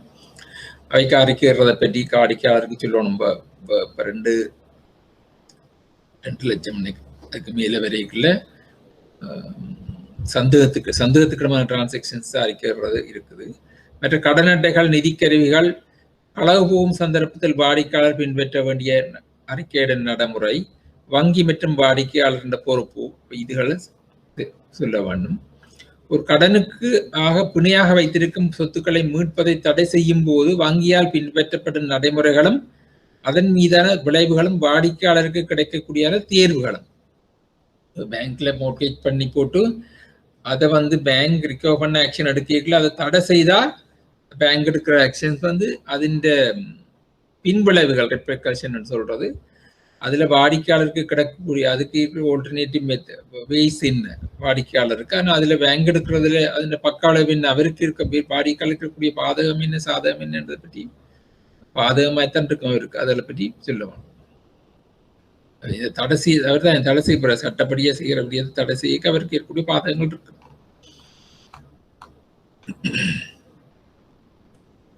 அடுத்தது பார்ப்போம். வங்கிகள் சாதனம் சேவைகளை திரும்பி ரத்து செய்ய நட்டஈடு. உரிமம் பெற்ற வங்கி ஏற்கனவே ஒப்பந்தத்தில் ஒரு சாதனம் அல்ல சேவையை திரும்ப பெற நிறுத்த எதிர்பார்க்கும் போது, குறிப்பாக வைப்பு சாதனம் முன்கூட்டியே வெளிப்படுத்தப்பட்ட வெளியேறும் இழப்பு திட்டத்துடன் வாடிக்கையாளர்கள் நியாயமான காலத்தை பெற உரிமை உள்ளவர் ஆகிறார்கள். ஏதாவது ஒரு சேவையை முதலே டெர்மினேட் பண்றதா இருந்தால் அதுக்கு வாடிக்கையாளருக்கு இன்ஃபார்ம் பண்ணி அவருக்கு அதுக்குரிய வாடிக்கையாளருக்கு அந்த அதால் ஏற்படுற இழப்பு கிட்ட வாடிக்கையாளர் பிறகு உரிமை இருக்கிறது. இது இந்த கஸ்டமர் சார்ட்டர்ல சொல்லப்பட்டிருக்கு. வங்கிகளின் முகவர்களிடமிருந்து பாதுகாத்தல். பேங்க் ஏஜென்ட்ஸ், சில பேங்க் தங்களோட சில செயல்பாடுகளுக்கு ஏஜென்ட்ஸா வச்சிருக்கு. உதாரணத்துக்கு கடன் அட்டை இது செலுத்த வேண்டிய பணத்தை அறவுறதுக்கு அல்லது கடன் அறவீடுகளுக்கு இது சில பேருக்கு ஏஜென்ட்ஸ் எல்லாம் வச்சிருப்பினோம். அப்ப அதுல இருந்து தங்களை வாடிக்கையாளரை பாதுகாக்க வேண்டியும் இருக்கு. அப்ப அதுக்கு கஸ்டமர் சார்ட்டர்ல சொல்லப்பட்டிருக்கு என்னன்னா, உரிமம் பெற்ற வங்கிகளால் வாடிக்கையாளர் சேவைக்காக நியமிக்கப்பட்ட முகவர்களின் விவரங்களையும் பின்வரும் ஏதாவது நடவடிக்கையை தவிர்ப்பதற்கும் வங்கிகளால் அவர்களுக்கு வழங்கப்பட்ட நடத்த விதிகள் பற்றிய விவரங்களையும் தெரிந்து கொள்ளவும் வாடிக்கையாளர் உரிமை உண்டு. நடத்த விதின்னு சொல்ற இந்த ஏஜென்சிக்கு கொடுக்கப்பட்ட நடத்த விதிகள் அப்படி தெரியவும் வாடிக்கையாளருக்கு உரிமை இருக்கு. இது வாடிக்கையாளரை துன்புறுத்தல். வாடிக்கையாளர் துன்புறுத்த அந்த ஏஜென்ட்ஸ் வாடிக்கையாளரை துன்புறுத்த முடியாது. மரியாதையுடனான கடன் சேகரிப்பு நடைமுறைகளை பயன்படுத்துதல் சிறிதனை அப்படி செயற்படுத்த முடியாது. வாடிக்கையாளர் தகவல்களை மற்றவர்களுக்கு வெளிப்படுத்துதல் அதுவும் அந்த ஏஜென்ட் செய்ய இயலாது. சாதனங்கள் சேவைகள் பற்றிய தவறான அல்லது பிழையாக வழிநடத்தும் தகவல்களை வழங்குதல். வங்கியின் தயாரிப்புகள் சேவைகளை வாங்க அல்லது ஈடுபட வாடிக்கையாளர் அல்லது பொதுமக்களிடையே தகாத செல்வாக்கு செலுத்த அன்டியூ இன்ஃப்ளூயன்ஸ் செலுத்துகிறது. வங்கிக்கு வெளியே ஏதேனும் பாதுகாப்பு ஆவணங்களை விடுவதில் ஈடுபடுதல். வங்கிக்கு வெளியில ஒன்றே செக்யூரிட்டி டாக்குமெண்ட்ஸுக்கு சிக்னேச்சர் வேண்ட பிரஸ் பண்றது. இப்படியான செயல்பாடுகளை அந்த ஏஜென்ட்ஸ்லேருந்து ஏஜென்ட்ஸ் செய்ய முடியாது என்று சொல்லி முதலே வாடிக்கையாளருக்கு தெரியப்படுத்துறது. அது வாடிக்கையாளருக்கு தெரியறதுக்கு உரிமை இருக்குன்னு சொல்லப்படுறது. மற்ற முறையிடுறது, இப்ப வாடிக்கையாளர் முறையீட்டு நடவடிக்கைகள் மற்றும் நிவாரணம்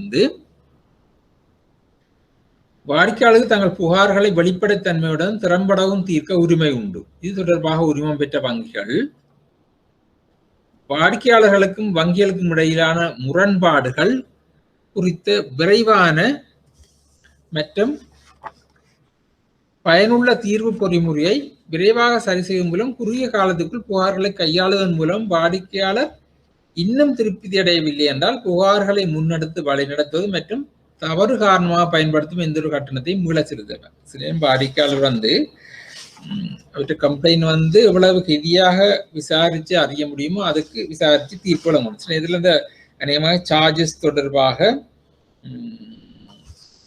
பிரச்சனைகள் வரலாம். அப்போ அந்த சார்ஜஸை எவரை சாட்டிஸ்ஃபை இல்லாட்டி அதை ரிவர்ஸ் பண்ணி கொடுக்குறது இது போன்ற ரிவைஸ் பண்ணி ரீஃபண்ட் பண்ற முறைகளை செய்கிறதுக்கு வங்கிகள் செய்யும். முறைப்பாடுகளை பெற்றுக்கொள்ள எழுத்து மூலமான நடைமுறை வைத்திருப்பவுடன் அத்தகைய முறைப்பாடுகள் தீர்ப்பதற்கு எடுக்கப்பட வேண்டிய நடவடிக்கைகள் அப்ப இதுல வங்கி செய்ய வேணும். முறைப்பாடுகளை குறுகிய காலத்துக்கு ஏதேனும் முறைப்பாட்டு எழுத்து மூலம் பெறப்பட்டதை ஒப்புக்கொண்டு முறைப்பாட்டின் தீர்வுக்காக வங்கியால் பின்பற்றப்படும் நடைமுறை மற்றும் முறைப்பாட்டினை கையாளும் உத்தியோகத்தரும் தொடர்பு விவரங்கள் பற்றி முறைப்பாட்டாளருக்கு தெரிவிக்கும். ஒரு கஸ்டமர் ஒரு கம்ப்ளைண்ட் செய்தால் அந்த கம்ப்ளைண்டை எடுத்துக்கொண்டு அதை ஹேண்டில் பண்றது யாருன்னு சொல்லி கஸ்டமருக்கு அறிவிக்க வேணும். மற்ற வாய்மொழியாகவும் எழுத்து மூலமாகவும் முறைப்பாட்டினை பெறுவதற்கு வசதி அளித்தல் மற்றும் வங்கிகள் புகார்கள் எழுத்து மூலம் மட்டுமே செய்யப்பட வேண்டும் என்று வலியுறுத்தக்கூடாது. அப்ப ரைட்டிங்ல தான் தரணும்னு சொல்லி பேங்க் கம்ப்ளைண்ட் பண்ணக்கூடாது. ஒரு ஆள் வாயால கம்ப்ளைண்ட் பண்ணினால் அதை மீட்டுக்கொள்ள வேணும். செயல்பாட்டு அபாயங்கள் ஆபரேஷனல் ரிஸ்க் தொடர்பாக இடர் முகாமைத்துவ குழுவின் கடமைகள் ஒரு பகுதியாக முறைப்பாடுகள் மற்றும் தீர்வு செயல்முறை தொடர்பான முகாமைத்துவ தகவல் முறையை மேனேஜ்மெண்ட் இன்ஃபர்மேஷன் சிஸ்டம் ஸ்தாபித்தல், அதாவது இந்த கம்ப்ளைண்ட்ஸ்களை வந்து ஒரு சென்ட்ரலைஸ் பண்ணி ஆப்ரேஷனல் ரிஸ்கில் வச்சு இந்த கம்ப்ளைண்ட்களை வந்து அட்டென்ட் பண்ணுறதை ஒரு முறையை செய்கிறது பேங்குகள் செய்ய வேணும்னு சொல்லி சென்ட்ரலைஸ் பண்ணி ஒவ்வொரு கிளையில அலுவலகத்தில் உள்ள புகார்கள் மற்றும் மேலாண்மை தகவல்களை கையாளும் கடமை கொண்ட அதிகாரியை ஒதுக்கம். ஒரு பிரான்ச்லையும் இந்த கஸ்டமர் கம்ப்ளைண்டை வந்து கையாளக்கூடிய ஒரு ஆஃபீஸரை, ஒரு சீனியர் ஆஃபீஸரை ரிசர்வ் பண்ணுவதுக்காண்டு. முறைப்பாடு திருப்தி அடையும் வகையில் தீர்க்கப்படாவிட்டால் நிதிசார் குறைகள் அதிகாரி பினான்சியல் ஒம்புட்ஸ்மேன் அல்லது நீதிமன்றங்களில் கட்டுப்படியான மற்றும் திறமையான வழிகோரலை நாடும்படி வாடிக்கையாளருக்கு ஆலோசனை வழங்கலாம். பேங்க் வந்து கொடுக்குற இதுல வந்து அந்த பிரச்சனை சால்வ் பண்ணப்படாட்டி பினான்சியல் ஒம்புட்ஸ்மேன் முதல் சொல்லப்பட்டிருக்கு தானே, பினான்சியல் ஒம்புட்ஸ்மேன் டீட்டெயில்கள் அதில் போடணும். இல்லை அவ வந்து ஒரு எஃபோர்டபிலிட்டி அவருக்கு கஸ்டமருக்கு எப்படியான வழியில நீதிமன்றங்களுக்கு இதாவது இதை வந்து சொல்லி ஆலோசனைகளை வழங்கலாம். விசேட கவனிப்பு மக்கரையும் அடுத்தது இருக்கு. இது வந்து இந்த விசேட தேவையுடையவர்கள் அவர்களுக்கு கஸ்டமர் சார்ட்டில் சொல்லப்படுது வயதானவர், ஊனமுற்றோர் மற்றும் குறைந்த நிதி கல்வி அறிவு கொண்ட வாடிக்கையாளர்கள் வங்கி சேவைகளை நியாயமான முறையில் அனுபவிக்கு வசதியாக சிறந்த கவனிப்பை வழங்க அவர்களுக்கு பெறதுக்கு உரிமை உண்டு. பேங்க் ப்ரொவைட் பண்றது வேறு, ஆனா அவர்களுக்கு உரிமை இருக்குது, சிறப்பு கவனிப்பை பெறும் உரிமை அவர்களுக்கு உண்டு என்று சொல்லப்படுது. இனி பார்த்தால் விளையாடம் பார்த்தது பேங்கின் இதை பார்த்தாங்க, மற்ற சில உரிமைகளையும் பார்த்தாங்க. இனி வந்து வங்கிகள் சார்ந்த வாடிக்கையாளரின் கடமைகள் ரெண்டு விதமான பார்த்தாங்க. வாடிக்கையாளருக்கும் கடமை இருக்கு. இதுல ஒன்று முதல் பார்த்தோம்னா வாடிக்கையாளர்கள் தங்கள் கடமைகளை நிறைவேற்றும் வங்கிகளுடன் உறவை வளர்க்க வேண்டும். இது தொடர்பாக வாடிக்கையாளர்கள் தங்கள் திருப்பி செலுத்தும் இயலாமை வரம்புக்கு அப்பால் கடன் பெறல் ஆகாது. கூட பிரச்சனை வாரதே இதுதான் முதலாவது காரணம். கடனை வந்து தங்களுடைய கெப்பாசிட்டின்னு சொல்ற தங்களோட கெப்பாசிட்டிக்கு மீறி கடனை பெறுறது, கடனை பெற்று போட்டு பிறகு கடன் திருப்பி செலுத்தாம போய்க்க பிரச்சனை தொடங்கும். இப்ப இது வந்து அவருக்குரிய கடமை வந்து அவற்றை ரெஸ்பான்சிபிலிட்டி அல்லது ஒப்ளிகேஷன் இருக்குது, தங்களுடைய திருப்பி செலுத்தும் இயலாமை வரம்புக்கு அப்பால் கடன் பெறலாகாது. வாடிக்கையாளர்கள் திருப்பி செலுத்துதல் அல்லது தவணைகள் நிலுவையில் செல்ல அனுமதிக்க கூடாது மற்றும் காலந்தவராது திருப்பி செலுத்தல் வங்கிகளுடன் ஆரோக்கியமான உறவுகளை உருவாக்கும். இதுவும் அதோட சேர்ந்தது. அப்ப அவ வந்து இந்த டியூ டேட்ஸ்க்கு வந்து கடன்களை தவணை நிலுவைகளை செலுத்த வேணும். இது வந்து ஒரு பெட்டர் ரிலேஷன்ஷிப்பை மெயின்டைன் பண்ண உதவி செய்யும். ஒரு வாடிக்கையாளர் கடன் காலம் முடிவடைவதற்கு முன்னர் தனது கடனை தீர்க்க விரும்பினால் அவர் வந்து கடனை ஏற்றுக்கொள்ளும் நேரத்தில் ஒப்புக்கொண்டபடி கடன் தொகைக்கு மேலதிகமான பணத்தையே செலுத்த வேணும். அப்ப இது கஸ்டமர் சார்ட்டே சொல்லி இருக்கு, அந்த ஏர்லி செட்டில்மெண்ட் வரைக்கும் ஏர்லி செட்டில்மெண்ட் ஃபீ வந்து முதலே ஒப்புக்கொண்டபடி இருந்தா அதை செலுத்த வேணும். செட்டில் பண்ற நேரத்தில் அதுக்கு பிரச்சனைப்படுத்தக்கூடாது. வாடிக்கையாளர் ஒப்புக்கொண்டபடி தனது கடன் நிலுவையை திருப்பி செலுத்த முடியாவிட்டால் விதிமுறைகள் மற்றும் நிபந்தனைகள் குறிப்பிட்டுள்ள வங்கியின் செலவு உட்பட வங்கிக்கு செலுத்த வேண்டிய மொத்த தொகையை மீட்க வங்கிக்கு உரிமை உண்டு.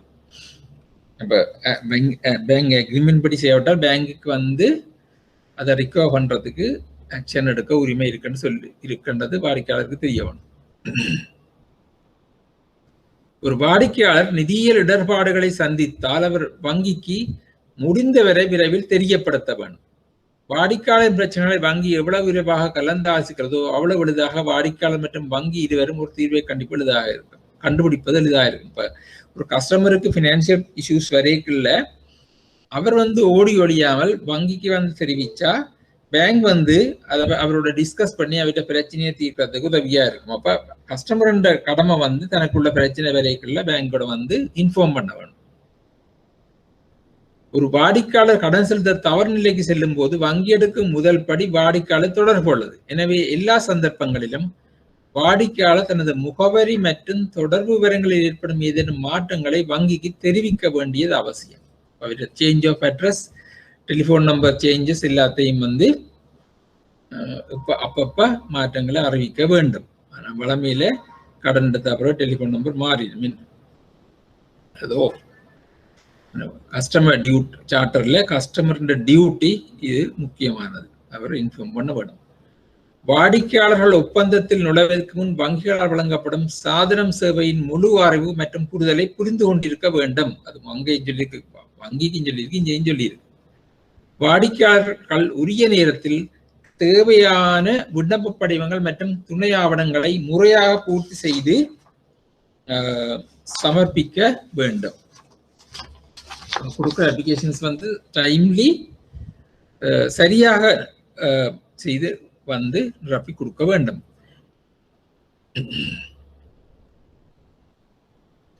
வங்கியுடனான அனைத்து பரிவர்த்தனைகளும் வாடிக்கையாளர்கள் உரிய கவனம் செலுத்த வேண்டும். எல்லா டிரான்சாக்ஷன் டைம் இந்த டியூ அட்டென்ஷன் சொல்றாங்க, சரியான ஒரு கவனம் செலுத்தி செய்ய வேணும். அறகுறையா செய்து போட்டு வங்கியை வந்து பிரச்சனைப்படுத்தக்கூடாது.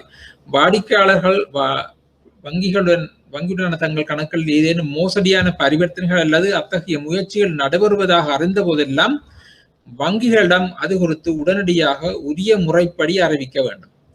வாடிக்கையாளர்கள் வங்கியுடனான தங்கள் கணக்கில் ஏதேனும் மோசடியான பரிவர்த்தனைகள் அல்லது அத்தகைய முயற்சிகள் நடைபெறுவதாக அறிந்த போதெல்லாம் வங்கியிடம் அது குறித்து உடனடியாக உரிய முறைப்படி அறிவிக்க வேண்டும். இது நாங்கள் பார்த்து நாங்கள் வாடிக்கையாளர் கடமையிலே அங்க பார்த்துட்டோம்.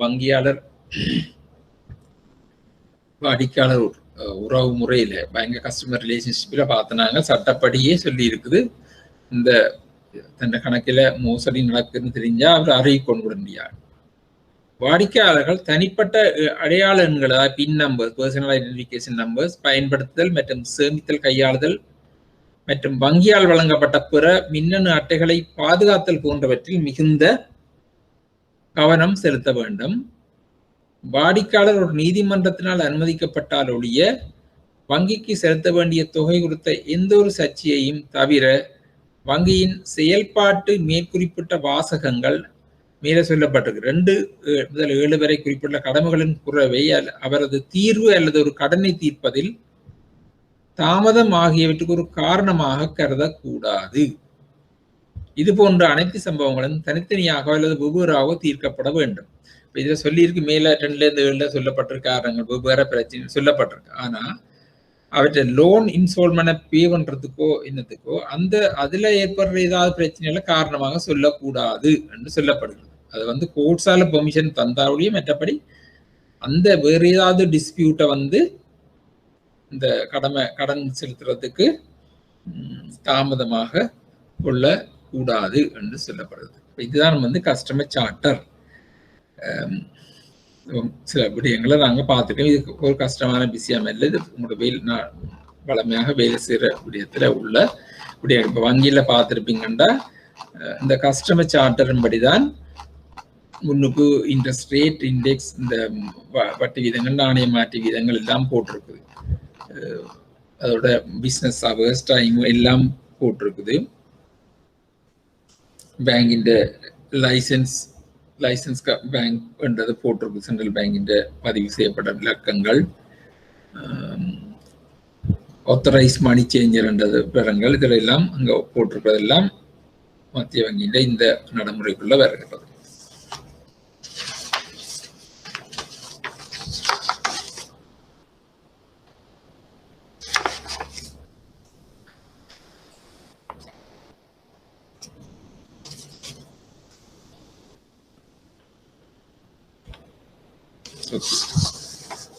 அடுத்த சப்ஜெக்ட் போயிக்க நான் இந்த டைம் இல்லாமல் அடுத்த கண்டினியூஸாக போய்கொண்டு இருக்கேன். என்ன சப்ஜெக்ட்ஸ் எனக்கு முடிக்கும் உங்களோட சபை இன்னும் இருக்க பாடங்கள் இதை கேட்குறேன், இடையில இன்டர் பண்ணி கேட்கலாம்.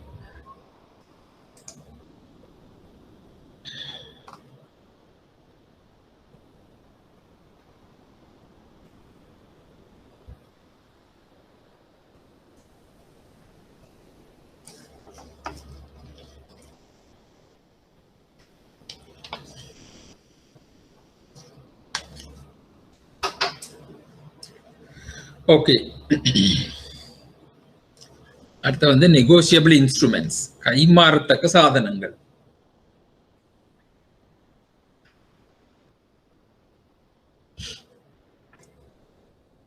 கைமாறத்தக்க சாதனங்கள் என்று சொன்னா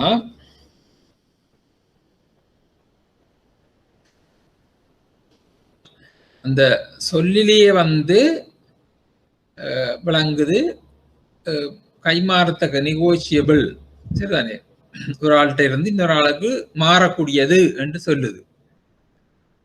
அப்படி என்று சொன்னால் அதன் டெபினிஷன் என்னென்று வருதுன்னு பார்த்தோம்னா, கைமாறத்தக்க என்ற சொல்லின் அர்த்தம் வந்து எப்படி கைமாறும், ஒரு ஆளுக்கு கொடுக்க வேணும், பை டெலிவரி. விநியோகத்தால் மாற்றத்தக்கது, விநியோகத்தால் மாற்றத்தக்கதுன்னா பை டெலிவரி, சரிதானே. மற்றும் கருவி என்ற சொல்லின் அர்த்தம், கருவி என்றால் இன்ஸ்ட்ருமெண்ட், அர்த்தம் வந்து ஒரு நபரின் பெயரில் உரிமை உருவாக்கப்பட்டு எழுத்தினால் ஆக்கப்பட்ட ஆவணம். கைமாறத்தக்க என்ற சொல்லின் அர்த்தம் விநியோகத்தால் மாற்றத்தக்கது என்பது பை டெலிவரி. மற்றும் கருவி என்ற சொல்லின் அர்த்தம் வந்து ஒரு நபரின் பெயரில் உரிமை உருவாக்கப்பட்டு, உரிமை என்று சொல்லி டைட்டில் என்று உருவாக்கப்பட்டு எழுத்தினால் ஆக்கப்பட்ட ஆவணம். ஆகவே கைமாறத்தக்க ஆவணம் என்றதின் பொருள் என்ன வரப்போகுது என்றால், ஒருவரின் பெயரில ஒரு உரிமையை உருவாக்கும், சரிதானே, மற்றும் வழங்குவதன் மூலம் சுதந்திரமாக மாற்றக்கூடிய ஒரு எழுதப்பட்ட ஆவணம். கைமாறத்தக்க ஆவணம் என்றா என்னென்று கேட்டா எழுதணும். அப்படின்றா என்ன பொருள் என்றா, ஒருவரின் பெயரில் ஒரு உரிமையை, உரிமை டைட்டில், ஒரு உரிமையை உருவாக்கும் மற்றும் வழங்குவதன் மூலம் பை டெலிவரி, வழங்குவதன் மூலம் சுதந்திரமாக மாற்றக்கூடிய ஒரு எழுதப்பட்ட ஆவணம். ஒருவரின் பெயரில் ஒரு உரிமையை உருவாக்கும் மற்றும் வழங்குவதன் மூலம் சுதந்திரமாக மாற்றக்கூடிய ஒரு எழுதப்பட்ட ஆவணம் தான் கைமாறத்தக்க ஆவணம். கைமாறத்தக்க ஆவணம் என்பது ஒரு நபருக்கு ஒரு குறிப்பிட்ட தொகைக்கு உரித்துடைய ஒரு கடுதாசியிலான ஆவணம். இப்ப ஒரு நபருக்கு ஒரு குறிப்பிட்ட தொகைக்கு உரித்துடைய ஒரு கடுதாசியிலான ஆவணம், பேப்பர் டாக்குமெண்ட். இது ஒரு நபரிடமிருந்து இன்னொருவருக்கு விநியோகம் அல்லது புறக்குறிப்பிடுதல் மற்றும் விநியோகம் மூலம் மாற்றத்தக்கது.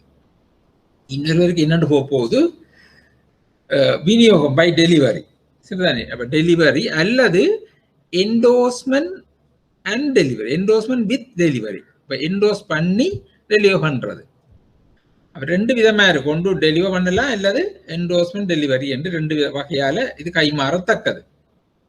அனைத்து கைமாறத்தக்க ஆவணங்களும் 1927ஆம் ஆண்டின் நமது மாற்றுண்டியல் கட்டளை சட்டத்தின் மூலம் நிர்வகிக்கப்படுகின்றன.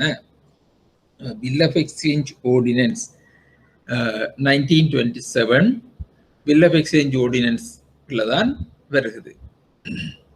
இந்த பில் ஆஃப் எக்ஸ்சேஞ்ச் ஆர்டினன்ஸ் பின்னுக்கு வருது பார்ப்போம். அதில் 1882 அது பிரிட்டிஷ் ஆங்கில மாற்றுண்டியல் கட்டளை சட்டத்தின் பிரதி தான் எடுத்திருக்குது. ஆங்கில வழக்கில் கொடுக்கப்பட்டுள்ள கைமாறத்தக்க கருவியின் வரைவிலக்கணம் பின்வருமாறு. இந்த வழக்கு, அதாவது Crouch versus credit Foncier of England 1873 ஆண்டு, இந்த வழக்கில் இருந்து கைமாறத்தக்க கருவி என்றதுக்கு ஒரு வேற விலக்கணம் கொடுக்கப்பட்டிருக்குது. என்னது? ஒரு கருவி, கருவி என்று நாங்கள் இங்க சொல்றது இன்ஸ்ட்ருமெண்ட். ஒரு கருவி என்பது பணத்தை போல பரிமாற்றம் செய்யக்கூடிய நடைமுறை கொண்டதாகவும், ஒரு கருவி என்பது பணத்தை போல பரிமாற்றம் செய்யக்கூடிய நடைமுறை கொண்டதாகவும், விநியோகிப்பதன் மூலமாகவும், அதை வைத்திருப்பவரினால் வழக்கு தொடரக்கூடியதாகவும் இருந்தால் அது கைமாறத்தக்க கருவி என்ற பெயருக்கு உரிமை உடையதாகிறது. ஒரு கருவி என்பது பணத்தை போல பரிமாற்றம். பணம் என்று சொல்றது ஒரு ஆள்கிட்ட இருந்து கொடுத்து கொண்டு போனா போகும், மாறிக்கொண்டு இருக்கும். அப்ப பணத்தை போல பரிமாற்றம் செய்யக்கூடிய நடைமுறை கொண்டதாகவும், விநியோகிப்பதன் மூலமாகவும், டெலிவரின்னு சொன்னாங்க, மூலமாக அதை வைத்திருப்பவர்னால் வழக்கு தொடரக்கூடிய, அதை ஆற்ற இருக்குதோ அவர் தனக்கு முன்னுக்கு இருக்கிற கட்சிக்காரருக்கு எதிராக வழக்கு தொடரக்கூடியதாக இருந்தால் அது கைமாறத்தக்க கருவி என்ற பெயருக்கு உரிமை அதையாகும். மேலும் அதில் உள்ள உரித்து, இந்த டைட்டில், ஒரு மதிப்புக்காகவும் நன்னம்பிக்கையுடனும் அதை எடுத்தவரிடமும் செல்லும். சரிதானே? மதிப்புக்காகவும் நன்னம்பிக்கையுடனும், நன்னம்பிக்கை குட் ஃபெய்த், மதிப்பண்ட வேல்யூ, நன்னம்பிக்கையுடனும் குட் ஃபெய்த் அண்ட் வேல்யூன்னு சொல்றானே, எடுத்தவரிடமும் செல்லும். அது யார்கிட்ட வந்திருக்கோ அவர்கிட்டையும் அது செல்லுது. நன்னம்பிக்கையோடு எடுக்கல. வித்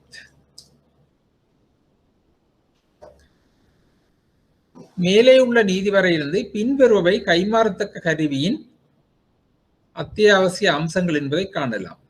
கைமாறத்தக்க கருவியில் உள்ள இயல்பு மற்றும் உரிமைகள் தனித்து வளங்கள் மூலமாகவோ அல்லது வளங்கள் மற்றும் புறக்குறிப்பு மூலமாகவோ செல்கின்றன. முதல் நாங்க பார்த்துனாங்க. இப்ப கைமாறத்தக்கையில இருக்கிற இயல்பு உரிமைகள் டைட்டில் தனித்து வளங்கள் மூலமாகவோ, அதாவது டெலிவரி அல்லது என்டோஸ்மெண்ட் அண்ட் டெலிவரி, என்டோஸ் பண்ணி போட்டு டெலிவர் பண்றது, இதால செல்லுது. மாற்றம் செய்யப்படுவதற்கான மேலதிக சான்றுகள் தேவை இல்லை. இரண்டாவது, கருவியை வைத்திருப்பவர் தனது சொந்த பெயரில் வழக்கு தொடரலாம்.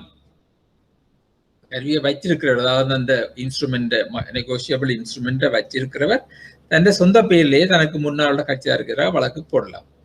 கருவியை பொறுத்தவரை கடனாளிக்கு, அதனை செலுத்த வேண்டிய நபர், எந்த அறிவிப்பும் வழங்கப்பட வேண்டியது இல்லை. செலுத்த வேண்டியவருக்கு எந்த அறிவிப்பும் வழங்க வேண்டியது இல்லைன்னு சொல்லி, கருவிக்கு மதிபலன் வழங்கப்பட்டுள்ளதாக கருதப்படுறது. மதிபலனோ செய்பலனோ கன்சிடரேஷன் அதுக்கு வழங்கப்பட்டுள்ளதாக கருதப்படுகிறது. கைமாறத்தக்க சாதனம் சுதந்திரமாக தடையின்றி மாற்றப்படுகிறது. சரிதானே? கைமாறத்தக்க சாதனம் சுதந்திரமாக தடையின்றி மாற்றப்படுகிறது. அதாவது மாற்றுபவரின் உரித்தில் குறைபாடு இருப்பினும் பரிமாற்றதாரர் கருவிக்கு ஒரு நல்ல உரித்தை பெறுகிறார். எவ்வாறாயினும் நன்னம்பிக்கையுடனும் பெறுமதிக்காகவும் இந்த கருவியை மாற்றி பெற்ற ஒருவரே இந்த சலுகையை அனுபவிப்பார். இதுல முக்கியமான விடயம் இதுல சொல்லப்படுது, மாற்றுபவரின் உரித்தில் குறைபாடு இருப்பினும். இப்ப நான் அந்த ஒரு ஒரு ஒரு கைமாறத்தக்க சாதனத்தை ஒரு செக்குன்னு சொல்லுவோம், அதை நான் அதுல ஒரு குறைபாடு இருக்குது, நான் ஒரு ஆள்கிட்ட இருந்து வேண்டி இருக்கிறேன், அதுக்கு பெறுமதி கொடுக்க இல்லையோ அல்லது களவெடுத்தனோ இன்னும் அதுல குறைபாடு இருந்தாலும் இன்னொரு ஆளுக்கு கொடுக்க அதை வேண்டவருக்கு நான் களவெடுத்த தெரியாம வேண்டுறேன், அதுக்காண்டி எனக்கு ஒரு பெறுமதியும் தந்துட்டு அவர் வேண்டிக்க, அவர் ஒரு பெறுமதிக்கு ஆண்டியும் நன்னம்பிக்கை ஒரு குட் ஃபெய்த்தோட வேண்ட இருந்தால் அவருக்கு இந்த கருவியை பற்றி நல்ல ஒருவர் சலுகையை அனுபவிப்பார். ஏனென்றால் அவர் good faith and for value வேண்டி இருக்கிறார். இப்ப கைமாறத்தக்க சாதனம் சுதந்திரமாக தடையின்றி மாற்றப்படுகின்றது. அதாவது மாற்றுபவரின் உரித்தில் குறைபாடு இருப்பினும் ஒரு பரிமாற்றதாரர் கருவிக்கு ஒரு நல்ல உரித்தை பெறுகின்றார். எவ்வாறாயினும் நன்னம்பிக்கையுடனும் பெறுமதிக்காகவும் கருவியை மாற்றி பெற்ற ஒருவரை இந்த சலுகையை அனுபவிப்பார்.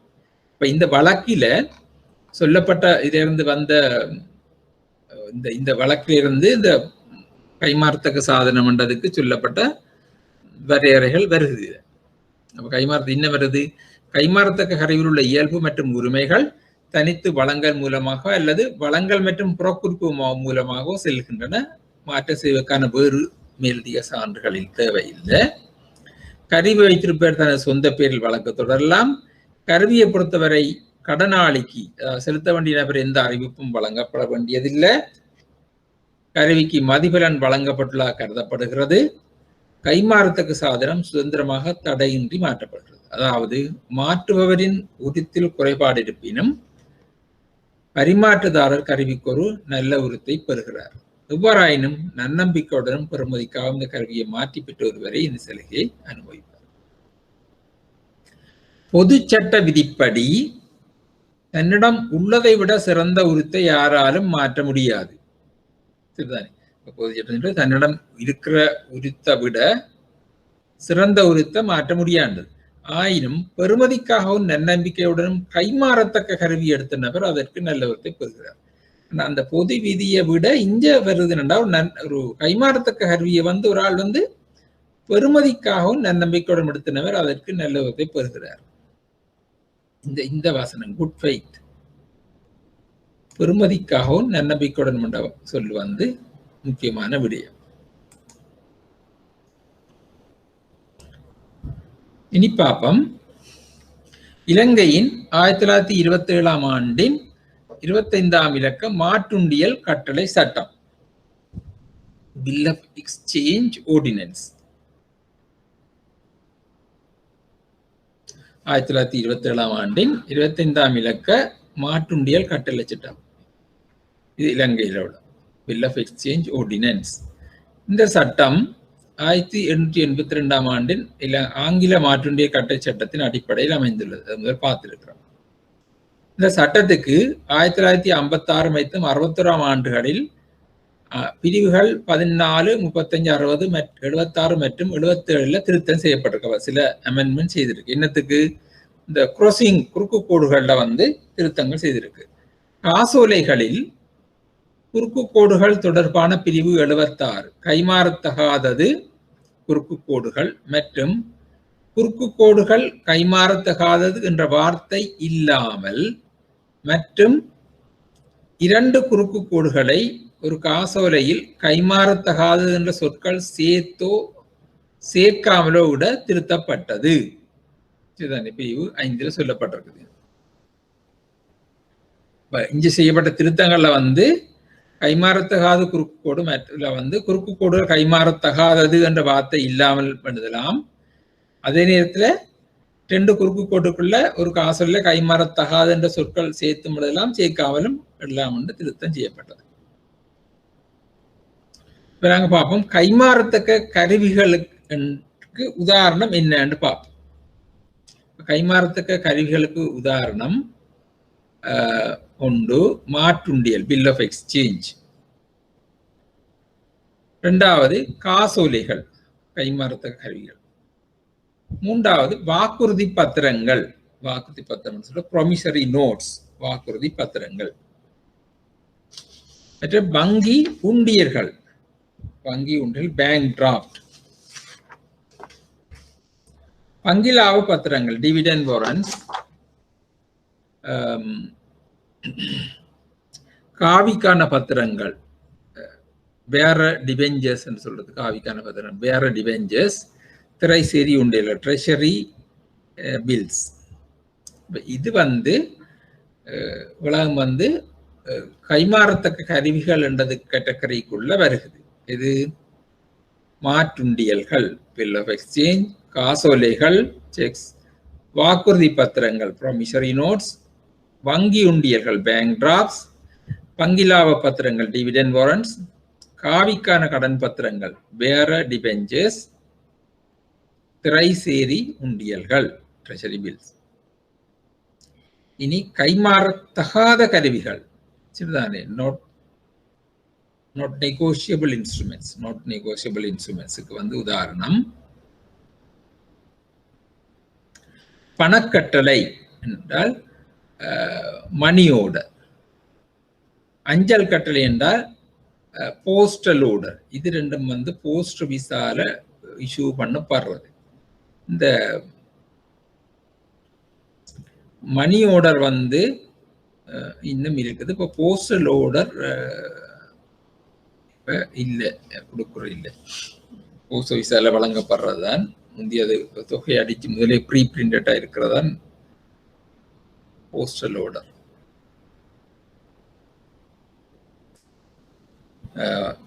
இதுகள் ரெண்டும் வந்து போஸ்ட் ஆஃபீஸால வழங்கப்படுறது. பணக்கட்டளை, அஞ்சல் கட்டளை. இப்ப நினைக்கிறேன் இந்த மணி ஆர்டர்ன்றது இருக்கு, மணி ஆர்டர் இருக்குது, போஸ்டல் ஆர்டர் இப்ப இல்லையா இருக்க வேணும். இருந்தாலும் இது சொல்லப்பட்டிருக்கு, வேறு நாடுகள் இருக்குத்தானே. அப்போ பணக்கட்டளை, அஞ்சல் கட்டளை வந்து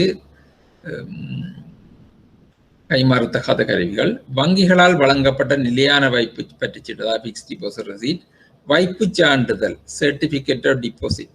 சர்டிபிகேட் ஆஃப் டிபாசிட்ல பேர் இல்லாட்டியும் அது வந்து கைமாறத்தகாதது.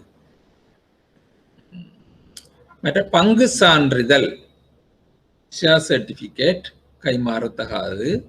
நாணய கடிதங்கள் letters of credit, bill of lading கப்பல் பத்திரம், ஐஓயு ஐஓயு என்றதுக்கு அதிலே சொல்லியிருக்கு. ஐஓயு நான் நமக்கு தர வேணும், செலுத்தப்படாத கடனுக்காக ஒரு கையெழுத்திடப்பட்ட முறைசாரா அறிவித்தல் சொல்லப்படுது. It's signed informed notice of an unpaid debt. Notice of unpaid debt, ஒரு ஐஓயு செலுத்தப்படாத கடனுக்காக ஒரு கையெழுத்தப்பட்ட முறைசாரா பத்திரத்தை அறிவித்தல். இது கைமாறத்தகாத கருவிகள். இப்போ கைமாறத்தகாத கருவிகளுக்கு பணக்கட்டளை, அஞ்சல் கட்டளை, வங்கிகளால் வழங்கப்பட்ட நிலையான வைப்பு சீட்டு, பற்றுச்சீட்டு, வைப்பு சான்றிதழ், பங்கு சான்றிதழ்கள், நாணய கடிதங்கள், கப்பல் பத்திரம், ஐஓயு, இது கைமாறத்தகாத கருவிகளுக்கு உதாரணம். இப்ப பாப்போம் கைமாறும் தன்மை மற்றது மாற்றும் தன்மை, நெகோசியபிலிட்டி அண்ட் டிரான்ஸ்பரபிலிட்டி ரெண்டுக்கும் உள்ள வித்தியாசம் என்ன? நெகோசியபிலிட்டி என்றால் நாங்க பார்த்தோம், நெகோசியபிலிட்டி அண்ட் டிரான்ஸ்பரபிலிட்டி ரெண்டையும் சும்மா பார்த்த ரெண்டும் ஒரே மாதிரி தான் கிடக்குது. கைமாறும் தன்மை மற்றும் மாற்றும் தன்மை என்ற சொற்கள் பெரும்பாலும் ஒத்ததாகத்தான் இருக்குது. கைமாறத்தக்க அனைத்து கருவிகளும் மாற்றத்தக்கவை.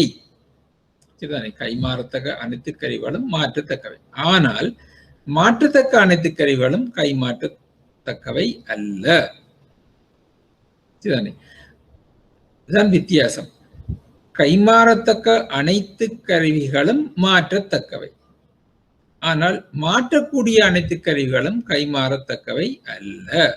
மாற்றம் என்பது ஒரு கருவியின் உரித்தை கடக்கும் செயல்முறையுடன் தொடர்புடையது.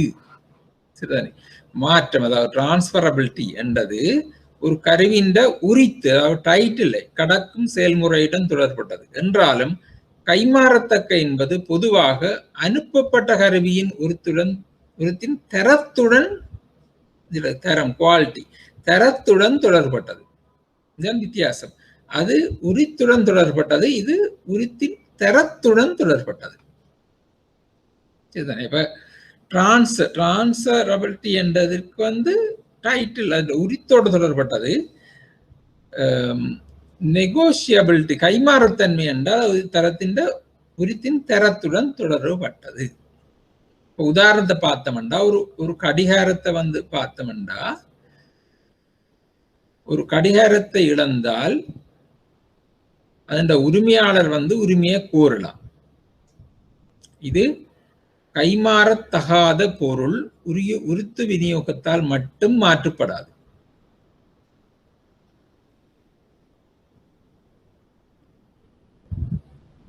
மறுபுறம் ஒரு வங்கி ஆவணம் கைமாறத்தக்க கருவி, அது தொலைந்து போயிருந்தால் அல்லது திருடப்பட்டு அதை நன்னம்பிக்கையுடனும் மதிப்புக்காகவும் எடுத்துக்கொள்ளும் ஒரு நபரின் வசம் மாற்றுக்காரன் உறுத்தியுள்ள குறைபாட்டை அறியாதவராக இருந்தால் அவன் அல்லது அவள் வங்கி ஆவணத்தின் உண்மையான உரிமையாளராகவுடன் அதில் எந்த தொகையையும் அதனை தொலைத்தவருக்கு கிடைக்காது போகும்.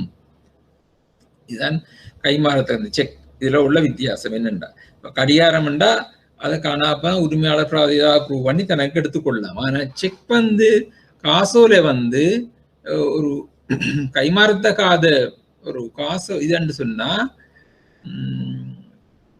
ஒரு வங்கி ஆவணம் கைமாறத்தக்க துளைஞ்சு போயிருந்தா அல்லது திருடப்பட்டு அதை நன்னம்பிக்கையுடன் மதிப்பிடம் ஒரு ஆள் எடுத்துக்கொண்டால் அவற்றை வசம் மாற்றுக்காரன் உறுத்தில திருடப்பட்டவர் இருந்து குறித்த தெரியாமல் இவர் வேண்டி வச்சிருந்தார் என்றால், குறைபாட்டை அறியாதவராக இருந்தால் அதில் அந்த ஆவணத்தின் உண்மையான உரிமையாளராகவுடன் அதில் எந்த தொகையும் தொலைச்சவருக்கு கிடைக்காம போகும். அப்ப தொலைச்சவர் வழக்கு போட்டாலும் கிடைக்காது.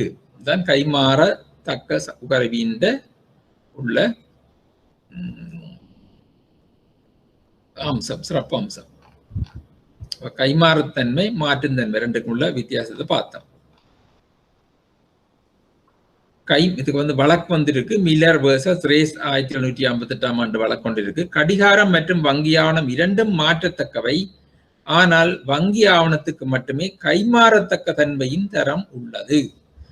கடிகாரம் மற்றும் வங்கி இரண்டும் மாற்றத்தக்கவை, டிரான்ஸ்பரபிள். ஆனா வங்கி ஆவணத்துக்கு மட்டும்தான் கைமாறத்தக்க தன்மையின் தரம் இருக்கிறது. நாங்க பில் ஆஃப் எக்ஸ்சேஞ்ச பார்க்க போறோம். மாற்றுண்டியல்கள்.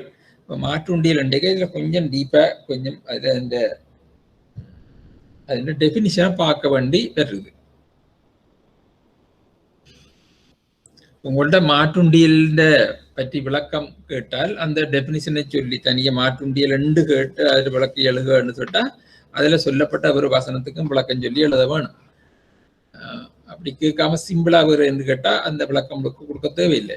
இப்ப பார்ப்போம். மாற்றுண்டியல் என்பது நவீன கைமாறத்தக்க கருவியின் ஆரம்ப வகையாகும். இது இந்த தொடக்கம் நவீன கைமாறத்தக்கையின் ஆரம்ப வகை. இன்று சர்வதேச வர்த்தகத்தில் நிதியத்தில் மாற்றுண்டியல் பயன்படுத்தப்படுகின்றன மற்றும் உள்நாட்டு வங்கியில் அதன் பயன்பாடு பொதுவானதல்ல. இப்ப இந்த முந்தி இருந்தால் இந்த உள்நாட்டு இதில் இருந்தாலும் இப்போ உள்நாட்டு வர்த்தகத்துல இந்த மாற்றுண்டியல்கள் பயன்பாடு இப்ப பொதுவானதால இருக்குது. ஏனென்றா இப்ப பிரபலமான கைமாறத்தக்க கருவியாக வங்கியாளர்கள் இன்று ஒவ்வொரு நாளும் எதிர்கொள்ள வேண்டியுள்ளது காசோலைதான். இப்ப காசோலைதான் ஒரு பொதுவான கைமாறத்தக்க கருவியாக பயன்படுகிறது. சர்வதேச வர்த்தகத்துல தான் இன்றைக்கு மாற்றுண்டியல்கள் பயன்படுத்தப்படுகிறது ஒன்று இருக்குது. காசோலை என்றா என்ன? காசோலை என்றது வங்கியாளர் மீது வரையப்பட்ட மாற்றுண்டியல். சரிதானே? காசோலை என்றது ஒரு வங்கியாளர் மீது வரையப்பட்ட மாற்றுண்டியல். இதுதான் மாற்றுண்டியல். மாற்றுண்டியல் வரவிலக்கணம் என்ன, டெபினிஷன் என்னன்னு பார்த்தோம்னா அது மாற்றுண்டியல் கட்டளை சட்டத்துல 3வது பிரிவில் சொல்லப்படுகிறது. இதுல இந்த ஒவ்வொரு வேர்டுமே முக்கியமான விடயம். இந்த ஒவ்வொரு வேர்டுக்கும் சொல்லுக்கும் பின்னால விளக்கம் சொல்லப்பட்டு கொண்டு போகுது. அது கஷ்டம் மாதிரி இருக்க நினைக்க கூடாது. அந்த சொல்லுகளுக்கு உரிய விளக்கம் தான் ஒன்று இருக்க போகுது.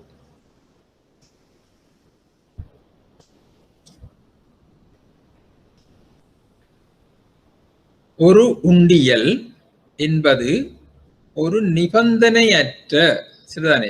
ஒரு மாற்றுண்டியல் என்றா என்ன முதலாவது வருது, ஒரு நிபந்தனையற்ற அன்கண்டிஷனல் எழுத்திலான உத்தரவாதமாகும். எழுத்திலான உத்தரவாகும் அன்கண்டிஷனல் இன் ரைட்டிங் சரிதானே. In writing unconditional order in writing. இது ஒரு நபரால் இன்னொருவருக்கு முகவரியிடப்பட்டு சரிதானே. ஒரு நபரால் இன்னொருவருக்கு முகவரியிடப்பட்டு அதை கொடுக்கும் நபரால் கையெழுத்திடப்பட்டு யாரது வரைகிறாரோ அவர் கொடுக்க கையெழுத்திடப்பட்டு தேவைக்கேற்ப பணம் செலுத்த வேண்டிய நபருக்கு, பணம் கொடுக்கிறது வேறு ஒருத்தர், அவர் தேவைக்கேற்ப பணம் செலுத்த வேண்டிய நபருக்கு கேள்வியின் போது கேள்வி என்றைக்க டிமாண்ட் செலுத்த அல்லது ஒரு நிலையான அல்லது தீர்மானிக்கப்படக்கூடிய எதிர்கால நேரத்தில் ஒரு குறிப்பிட்ட பணம் அவருக்கு அல்லது குறித்துரைக்கப்பட்ட நபரின் கட்டளைப்படி அல்லது கொண்டு வருபவருக்கு வேற செலுத்தப்பட வேண்டியதாகும். இதுதான் விலக்கணம். பிரிச்சு பார்த்து போட்டு அதன் பொருள் விளங்கி கொண்டால் அதன் விலக்கணம் அப்படியே ஞாபகத்துல நீக்கும். பிரிச்சு அதன் கான்செப்ட் என்ன சொல்லுது இந்த தியரியில்னு சொல்லி வாய்ச்சால் அது அப்படியே நிற்கும். ஒரு மாற்றுண்டியல் என்பது ஒரு நிபந்தனையற்ற எழுத்திலான உத்தரவாகும். இது ஒரு நபரால் இன்னொருவருக்கு முகவரியிடப்பட்டு அதை கொடுக்கும் நபரால் கையெழுத்திடப்பட்ட ஒரு ஆள் எழுதி கையெழுத்து இன்னொரு ஆளுக்கு அட்ரஸ் பண்ணி கொடுக்கிறார். தேவைக்கேற்ப பணம் செலுத்த வேண்டிய நபருக்கு, ஒரு ஆளுக்கு காசு கொடுக்கணும், அப்ப தேவைக்கேற்ப பணம் செலுத்த வேண்டிய நபருக்கு கேள்வியின் போது செலுத்த அல்லது ஒரு நிலையான அல்லது தீர்மானிக்கப்படக்கூடிய எதிர்கால நேரத்தில் ஒரு குறிப்பிட்ட பணம் அவருக்கு, அதாவது ஒரு குறிப்பிட்ட பணம் எதிர்காலத்தில் அவருக்கு கொடுக்கணும் அல்லது குறித்துரைக்கப்பட்ட நபரின் கட்டளைப்படி அவற்றை உடன்படி ஆளுக்கு அல்லது அவர் யாரு கட்டளைப்படுறாரு அவருக்கு அல்லது வருபவருக்கு வேறருக்கு செலுத்தப்பட வேண்டியதாகும். இதுதான் மாற்று சட்டத்தின் வேற விளக்கணம். இந்த நிபந்தனைகளுக்கு இணங்காத ஒரு கருவி அல்லது பணம் செலுத்துவதோடு கூடுதலாக எந்த ஒரு செயலையும் செய்ய உத்தரவிடும் ஒரு கருவி மாற்றுண்டியல் அல்ல. சரிதானே. அப்ப இதுதான் சொல்லிட்டு வேற இருக்கணும். இந்த நிபந்தனைகளுக்கு இணங்காத ஒரு கருவி இன்ஸ்ட்ருமெண்ட் அல்லது பணம் செலுத்துவதோடு கூடுதலாக இந்த ஒரு செயலையும் செய்ய ஒத்துடுங்க. இப்ப இந்த பணம் கொடுத்தோட வேற ஏதாவது வேலையும் செய்ய சொல்லி சொன்னா அது மாற்றுண்டியல் என்ற வரவிலக்கணத்துக்கு வராது.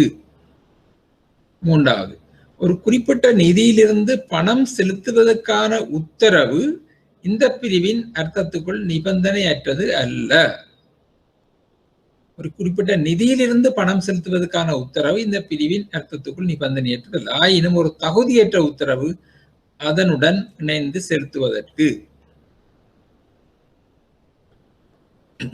ஒரு இதுல இருந்து இன்னொரு கணக்கில இருந்து பணத்தை செலுத்த சொல்லி சொல்றது நிபந்தனையற்றது வராது. இன்னும் ஒரு தகுதியற்ற உத்தரவு அதனுடன் இணைந்து செலுத்துவதற்கு அதுல ஏபி என்று வருகிறது. என்ன, ஒரு குறிப்பிட்ட நிதியிலிருந்து வரையப்பட்டவர் தானே மீளப்பெற வேண்டும் என குறிப்பிட்டு, அல்லது ஒரு குறிப்பிட்ட கணக்கில் அந்த தொகையுடன் பற்று வைக்க வேண்டும், அல்லது மாற்றுண்டியலை தோற்றுவிக்கும் ஒரு பரிவர்த்தனையின் கூற்று நிபந்தனையற்றது. மாற்றுண்டியலை தோற்றுவிக்கும், அதாவது பில்லை கிரியேட் பண்ற ஒரு நிபந்தனையற்றன்னு சொல்றோம். நாலாவது, ஒரு மாற்றுண்டியல் பின்வரும் காரணங்களால் செல்லுபடியற்றதாகாது. அப்புறம் பில் ஆஃப் எக்ஸ்சேஞ்ச் வந்து பின்வரும் காரணங்களால செல்லுபடியற்றதாகாது. இது அது திகதியிடப்படவில்லை, டேட் போடவில்லை, அன்டேட்டட். அது கொடுக்கப்பட்ட மதிப்பை குறிப்பிடவில்லை அல்லது எந்த ஒரு மதிப்பும் கொடுபடவில்லை. கொடுக்கப்பட்ட மதிப்பை குறிப்பிடவில்லை அல்லது எந்த ஒரு மதிப்பும் கொடுபடவில்லை. அப்ப அந்த தொகை வந்து குறிப்பிடவில்லை, மதிப்பை குறிப்பிடவில்லை. அது வரையப்பட்ட இடத்தையோ அல்லது செலுத்தப்பட வேண்டிய இடத்தையோ அது குறிப்பிடவில்லை. எங்க அது ட்ரோ பண்ண இடமோ அல்லது பேமெண்ட் செய்ய வேண்டிய இடத்தையோ குறிப்பிடவில்லை. அப்ப இந்த இதுகள் இல்லாட்டியும் அது செல்லுபடியற்றது ஆகாது என்று சொல்லப்படுது. இது தேதி குறிப்பிடப்படையில்லை, கொடுக்கப்பட்ட மதிப்பை குறிப்பிடவில்லை அல்லது இந்த மதிப்பும் கொடுப்படையே அல்லது வரையப்பட்ட இடத்தையோ அல்லது செலுத்தப்பட வேண்டியதோ குறிப்பிடப்படவில்லை. இந்த நிபந்தனைகள் சொல்லப்பட்டு இருக்கிறது. மாற்றுண்டி கடத்தின் சட்டத்தின் 3ஆம் பிரிவின்படி சொல்லப்பட்டிருக்கு. ரைட், இப்ப பார்ப்போம், இந்த விளக்கத்தை பார்ப்போம். மாற்று இதில் இந்த விளக்கத்தை பார்ப்போம். இப்ப அதுல எவரு சொல்லுக்கும் விளக்கம் சொல்லப்பட்டு கொண்டு வருகிறது. அந்த எவரு சொல்லையும் அதை விளங்கி கொண்டால் இந்த வர விளக்கணம் வந்து ஈஸியாக ஞாபகத்துல நிற்கும். அப்படியே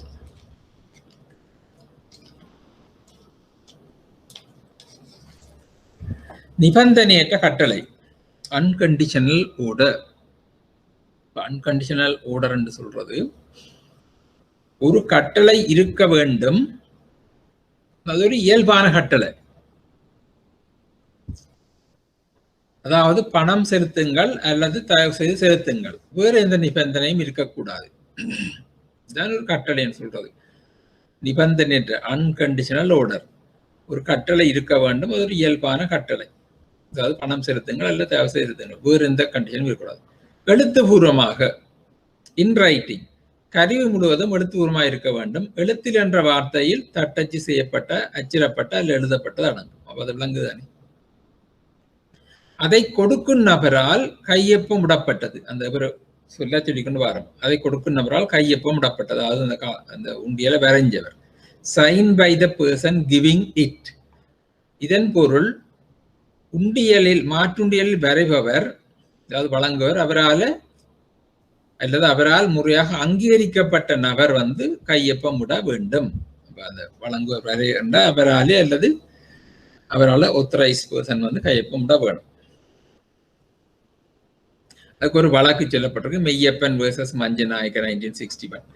கையொப்பத்தினை மீள அச்சிடுதல் முறையான கையொப்பம் அல்ல என உயர் நீதிமன்றம் தீர்ப்பளிக்க. இந்த கேஸை சொல்லியிருக்கு, இந்த கையொப்பத்தினை மீள அச்சிடுதல், கையொப்பம் வந்து கையொப்பம் விடபோன்மையிலேயே மீள அச்சிடுதல் கையொப்பம் இல்லைன்னு சொல்லி சொல்றது.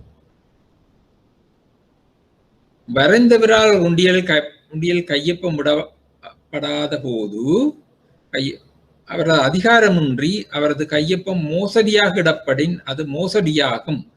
மோசடி செய்யப்பட்ட காசோலைகள் மாற்றுண்டியலாகாது. இந்த மாற்றுண்டியலில் கையொப்பங்கள் வெடிக்கைகள் இந்த வழக்குகளை நீங்க போட்டு எழுத வேணும். வரைந்தவரால் ஒரு உண்டியலில் கையொப்பம் விடப்படாத போது அவரது அதிகாரமின்றி அவரது கையொப்பம் மோசடியாக இடப்படின் அது மோசடியாகும். மோசடி செய்யப்பட்ட காசோலைகள் மாற்றுண்டியல் ஆகாது. அப்போ காசோல மோசடி செய்யப்பட்டா அது மாற்றுண்டியல் சட்டத்துக்குள்ள கவர் வராது. அதுக்கு வந்து Koster premier property premier pottery private limited versus bank of identity 1981 கிட்டடியான வழக்கு. அடுத்த சொல் வந்து வரையப்பட்டவரிடம் கேள்வியின் போது செலுத்துமாறு கேட்டல். வரையப்பட்டவர் என்றா ரோயி ஒரு ஆளுடைய பேர்ல ஒரு ஆள் வந்து அவர்கிட்ட அவர் தான் கொடுப்பறம் செய்யப்படுறார், அவர்கிட்ட பேர்ல எழுதப்படுற வரையப்பட்டவரிடம் கேள்வியின் போது செலுத்துமாறு கேட்டல். requiring the drawee to pay on demand. இதன் பொருள் கேட்கப்படும் பொழுது அல்லது கோரும் போது பணம் செலுத்துங்கள். கேட்கப்படும் பொழுது அல்லது கோரும் போது பணம் ஆன் டிமாண்ட், அவருக்கு கேட்கல வந்து பணத்தை செலுத்துங்க. கோரிக்கை என்ற டிமாண்ட். மாற்றுண்டியல் கட்டளை பிரிவு 11 படி உண்டியல் கேள்வியின் போது செலுத்தப்பட வேண்டும். இது வெளிப்படையாக கோரிக்கையின் போது அல்லது பார்வையிட்டவுடன் அல்லது சமர்ப்பணம் செய்தவுடன் கொடுப்பனவு செய்யப்படலாம், அல்லது இதில் பணம் செலுத்துவதற்கான நேரம் வெளிப்படுத்தப்படாத போது. கேள்வின்னு சொல்லிக்க அதில் ஒன்றும் குறிப்பிடப்படாட்டி அவர் வந்து சமர்ப்பணத்துக்கு சமர்ப்பிக்கணும் அந்த வரையப்பட்டவரிடம். அவர் பேமெண்ட் செய்ய சொல்லி கேட்க பேமெண்ட் செய்யணும் ஆன் டிமாண்ட். அல்லது இது வந்து கேள்வியின் போது வரையப்பட்ட கேள்வியின் போது செலுத்துமாறு கேட்டல். அப்படி இல்லையென்றா அல்லது ஒரு நிலையான அல்லது எதிர்காலத்தில் தீர்மானிக்கக்கூடிய நேரத்தில் at a fixed or determinable future time, ஒரு நிலையான அல்லது எதிர்காலத்தில் தீர்மானிக்க, அதாவது இப்ப இல்லையாண்டா இன்னொரு காலத்தை சொல்லுவார், அதை அக்செப்ட் பண்ணி இன்னொரு ஒரு எதிர்காலத்தில் ஒரு டேட் ஒன்று போடுவார், அல்லது இன்னொரு டேட் ஒன்று நாங்கள் தீர்மானிக்கக்கூடிய டேட் உண்டு. கேள்வியின் போது பணம் செலுத்து என்ற சொல்ல பயன்படுத்துவதை விட கருவியில் ஒரு நிலையான அல்லது எதிர்காலத்தில் நிர்ணயிக்கப்பட்ட நேரத்தில் செலுத்தப்படலாம் என்று கூறலாம். ஒரு நிர்ணயிக்கப்பட்ட எதிர்காலம் நேரம் என்பது ஒரு குறிப்பிட்ட காலம் ஒரு தேதிக்கு பிறகு அல்லது பார்வையிடல் அந்த உண்டியலை பார்த்தா பிறகு, அல்லது ஏதேனும் ஒரு நிச்சயமாக நடக்கும் நிகழ்வு, ஒரு சம்பவம் ஒன்று நடக்க வேணும், ஒரு திருமணம் நடக்கிறதோ அல்லது ஏதோ ஒன்று நடக்குன்னு சொல்லுங்கள், ஒரு செயல் ஒன்று நடக்கிறது, நடந்த பின்பாக இருக்கலாம். ஆனால் நிகழ்வு நிகழ்ந்தாலும் பணம் செலுத்துவது ஒரு தற்செயலை ஏற்படுவதை பொறுத்து இருக்க முடியாது. நிகழ்வு நிகழ்ந்தாலும் பணம் செலுத்துவது ஒரு தற்செயலை கண்டின்ஜென்சி ஏற்படுவதை பொறுத்து இருக்க முடியாது. சில செயல்கள் வந்து கண்டின்ஜென்சி சொல்றது, அது நடக்கலாம் நடக்காமல் விடலாம். அப்படிப்பட்ட ஒரு நிகழ்வை வச்சு கொடுக்கறத ஏற்றுக்கொள்ள முடியாது. இது நிச்சயமாக நடக்க போற ஒரு நிகழ்வு தான் இருக்கலாம். ஒரு அந்த நிகழ்வு முடிஞ்ச உடனேயும் தர்ற இருக்கலாம் தானே. ஒரு சில வேலையால் செய்யல அந்த பொருட்படுத்த அந்த முடிய அந்த பணம் செலுத்தப்படும் சொல்லி அதைத்தான் சொல்லப்படுது. அப்ப நிலையான அல்லது எதிர்காலத்தில் தீர்மானிக்கப்படக்கூடிய நேரத்துல கொடுப்பனவு செய்யறதுக்கு கேள்வியின் போது பணம் செலுத்துன்னு சொல்ல பயன்படுத்துவதை விட கருவியில் ஒரு நிலையான எதிர்காலத்தில் நிர்ணயிக்கப்பட்ட நேரத்தில் செலுத்தப்படலாம் என்று கூறலாம். ஒரு நிர்ணயிக்கப்பட்ட எதிர்கால நேரம் என்பது குறிப்பிட்ட காலம், ஒரு தேதிக்கு பிறகு அல்லது பார்வையிடலுக்கு பிறகு, அல்லது ஏதேனும் ஒரு நிச்சயமாக நடக்கும் நிகழ்வு நடந்த பின்பாக இருக்கலாம். அடுத்த வேர்ட் வந்து பணத்திலான ஒரு நிச்சயமான தொகை, சம் சர்டன் இன் மணி, ஒரு பணத்திலான நிச்சயமான தொகை. கட்டளை சட்டத்தின் 9(1) படி செலுத்த வேண்டிய தொகை நிச்சயமானது, எனினும் அது செலுத்தப்பட வேண்டியது அவசியம். அப்ப அந்த உண்டியல் மாற்றுண்டியல் பில் ஆஃப் எக்ஸ்சேஞ்சில் அந்த பணத்திலான தொகை நிச்சயமாக செலுத்த வேணும். அது வந்து நிச்சயமான தொகையா இருக்கும், அது செலுத்தப்பட வேண்டியது அவசியம். எனினும் அதுல வந்து இந்த இதுகளும் வந்து இன்க்ளூட் பண்ணப்படும். இது வட்டியுடன் செலுத்த வேண்டி இருக்கும். கூறப்பட்ட தவணைப்படங்களை பை இன்ஸ்டால்மெண்ட்ஸ் செலுத்த வேண்டி இருக்கும். இன்ஸ்டால்மெண்ட் கட்டேக்குள்ள அதுல இன்ஸ்டால்மெண்ட் கொடுக்க ஒன்று தவறுனா இன்ஸ்டால்மெண்ட் முழு தொகையின் நிலுவையாகும். வட்டியுடன் கூறப்பட்ட தவணைப்படங்களால் கூறப்பட்ட தவணைப்படங்களின் மூலம் செலுத்தும் போது எந்த தவணையும் தவறினால் முழு தொகையின் நிலுவையாகும். சுட்டிக்காட்டப்படுகின்ற பரிமாற்ற வீதங்களின்படி அல்லது மாற்றுண்டியலால் வழிகாட்டப்படுகின்ற கண்டறியப்பட வேண்டிய பரிமாற்ற வீதத்தின்படி, அதாவது எக்ஸ்சேஞ்ச் ரேட்ஸ், ஒரு ஸ்பெசிபிக் எக்ஸ்சேஞ்ச் ரேட் அல்லது பில் ஆஃப் எக்ஸ்சேஞ்சால காட்டப்படுகின்ற எக்ஸ்சேஞ்ச் ரேட்டின்படி ஒரு நிலையான தொகையை செலுத்துவதற்கான உத்தரவு மற்றும் அனைத்து வங்கி கட்டணங்கள் மற்றும் செலவுகள் என்பது ஒரு குறிப்பிட்ட தொகை அல்ல. இது வேறையாக இருக்கும். ஒரு நிலையான தொகையை செலுத்துவதற்கான உத்தரவு மற்றும் அனைத்து வங்கி கட்டணங்கள் பேங்க் சார்ஜஸ் வந்து அதே மற்றது அல்லது அதே எக்ஸ்பென்சஸ்ன்றது இந்த இதுக்குள்ள வராது. அது குறிப்பிட்ட தொகை அல்ல. அதுக்கு 2 வழக்கு போட்டிருக்கு. Standard bank of Canada versus Whitley, Dalgety limited versus John, Dalgety Limited versus John Hilton Private Limited 1981. Right. கடைசியான வசனம், ஒருவருக்கு அல்லது ஒருவரால் குறித்துரைக்கப்பட்டவரின் கட்டளைக்கு அல்லது காவலருக்கு, ஒருவருக்கு அதாவது கொண்டு வர அவருக்கு அல்லது அவரால் குறிக்கப்பட்டவரின் கட்டளைக்கு ஓர்டர் என்றார், ஓர்டர் ஓ பேரர் அல்லது காவலருக்கு to the order of a specified person or to bearer. அந்த உண்டியல் வந்து உண்டியல் செலுத்தப்பட வேண்டியது ஒரு குறிப்பிட்ட நபர், உதாரணம் பே எக்ஸ், அல்லது ஒரு குறிப்பிட்ட நபரின் கட்டளைக்கு, உதாரணம் பே எக்ஸ் ஓ ஓட காவலர் பேரர் வந்தா பே, உதாரணம் எக்ஸ் ஓ பேரர். இதுல வந்து ஏயும் பியும் அதாவது குறிப்பிட்ட நபர் ஸ்பெசிபிக் பர்சன், ஒரு குறிப்பிட்ட நபரின் கட்டளை மேக்கப் பே எக்ஸ் ஓ ஓடர்ன்றது வந்து கட்டளை உண்டியல் ஓட பில்ஸ், மற்றது பேர பில் சி வந்து காவலர். இதுதான் பில் ஆஃப் எக்ஸ்சேஞ்சின் டெஃபினிஷனை பற்றி நாங்கள் பார்த்தோம். வரைவிலக்கணம் அதில் கஷ்டம் இல்லாது 2 பாஜத்திலையும் தெரிஞ்சிருக்க வேண்டும். உள்நாட்டு மற்றும் வெளிநாட்டு உண்டியல்கள், இன்லண்ட் அண்ட் ஃபாரின் பில்ஸ். இலங்கைக்குள் வரையப்பட வேண்டிய பணம் மற்றும் செலுத்த வேண்டிய அல்லது அதில் வசிக்கும் சிலருக்கு இலங்கையில் வரையப்பட்ட ஒரு உள்நாட்டு உண்டியல் உள்நாட்டு உண்டியல். இலங்கைக்குள்ள வரையப்பட வேண்டிய மற்றும் செலுத்த வேண்டிய அதில் வசிக்கும் சிலருக்கு இலங்கையில் வரையப்பட்ட ஒரு உள்நாட்டு உண்டியல் உள்நாட்டு உண்டியல். வேறு எந்த உண்டியலும் வெளிநாட்டு உண்டியல். அப்ப இலங்கைக்குள்ள பேமெண்ட் செய்யறதுக்காண்டி வரையப்படுறது உள்நாட்டு உண்டியல், மற்றது வெளிநாட்டு உண்டியல். இனி பார்த்தா இதுல கட்சிதாரர்களின் தகமை, கெப்பாசிட்டி ஆஃப் பார்ட்டிஸ். இந்த இதுல வந்து இந்த உண்டியல சம்பந்தப்படுற தகமை என்ன? நாங்க ஒப்பந்தம் சட்டம் படிச்சினாங்க. ஒப்பந்த சட்டத்துல ஒப்பந்தத்தில் ஈடுபடுறவர் தகமைகள் என்ன இருக்கும்னு சொல்லி அதுல பார்த்துருக்குது. அதாவது திறன், கெப்பாசிட்டி டு கான்ட்ராக்ட், அதை போலதான் இங்கேயும் இருக்குது. ஒரு உண்டியலுக்கு ஒரு கட்சிதாரராக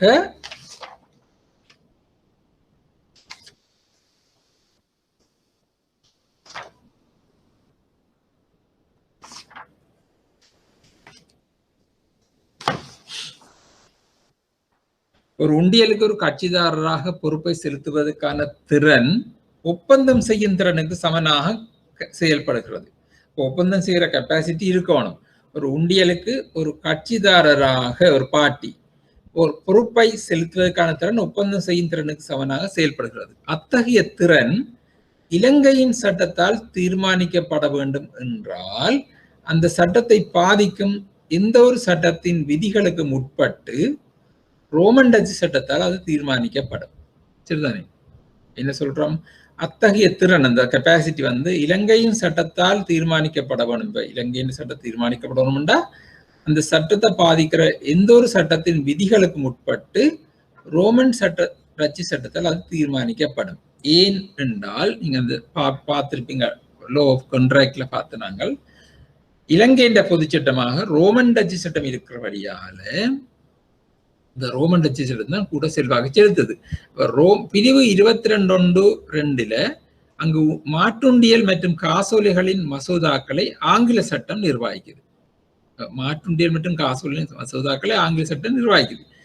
இலங்கையில் இதனை ரோமன் டச்சு சட்டம் மாற்றி அமைக்கிறது. ஒரு உண்டியலை அல்லது காசோலை வரைந்தவரின் திறன் பற்றிய ஏதாவது சந்தேகம் ஏற்படின் சரிதானே? அப்ப எங்க பிரச்சனை வருதுண்டா, ஒரு உண்டியலை அல்லது காசோலையை வரைந்தவரின் திறன் பற்றி ஏதாவது சந்தேகம் ஏற்படின் அதனை தீர்க்க ரோமன் டச்சு சட்டம் பிரயோகிக்கப்படுகிறது. மேலும் ஒப்பந்த சட்டங்களில் தாக்கம் செலுத்தும் தனிப்பட்ட சட்டங்கள் இப்ப இங்க மற்ற பிரச்சனை ஒன்று இருக்கு. இது எங்கட தனியார் சட்டங்கள் இங்க இருக்குது. கண்டியன் சட்டம், தேச வளமை சட்டம் இருக்குதானே, முஸ்லிம் சட்டம் இருப்பது ஒரு மாட்டுண்டியல்ல பில் ஆஃப் எக்ஸ்சேஞ்சில் யார் ஒரு கட்சியாக இருக்க முடியாது, ஒரு எந்த ஒரு பார்ட்டியாக அதுல இருக்குது உண்டியல் என்பது என்ற ஒரு நிச்சயமற்ற தன்மையை உருவாக்கும் ஒரு கேள்வி. மற்ற தரப்பினருக்கு ஒப்பந்தத்திறன் இருப்பதை வங்கியாளர் உறுதி செய்ய வேணும். ஒரு பில் ஆஃப் எக்ஸ்சேஞ்ச் உருவாக்கல. அப்ப இந்த தனியார் சட்டங்கள்ல அமெரிக்க தனியார் சட்டங்கள்ல இருக்கிற விதிகளுக்கு அமைஞ்சு ஒப்பந்த தகமை இருக்கா என்ற சொல்லி பார்க்க வேண்டும். இதுதானே ரைட். இப்ப பாப்பேன் நாங்க மிச்சத்து.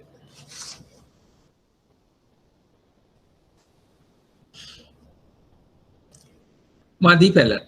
மதிப்பலன் கன்சிடரேஷன் செய்பலன் அல்லது வேற சொல்லி என்ன வாய்ப்பு நான் உங்களுக்கு சொல்லி திருப்பி சொல்றேன். பிரிவு 27, அதாவது மாற்றுண்டிய கடலை சட்டம் பிரிவு 27 ஒன்றில சொல்லுது கன்சிடரேஷனை பற்றி. என்ன சொல்லு உங்களுக்கு கேள்வி சொல்லுதோ அதுக்குரிய தமிழை பாவிச்சு கொள்ளுங்க.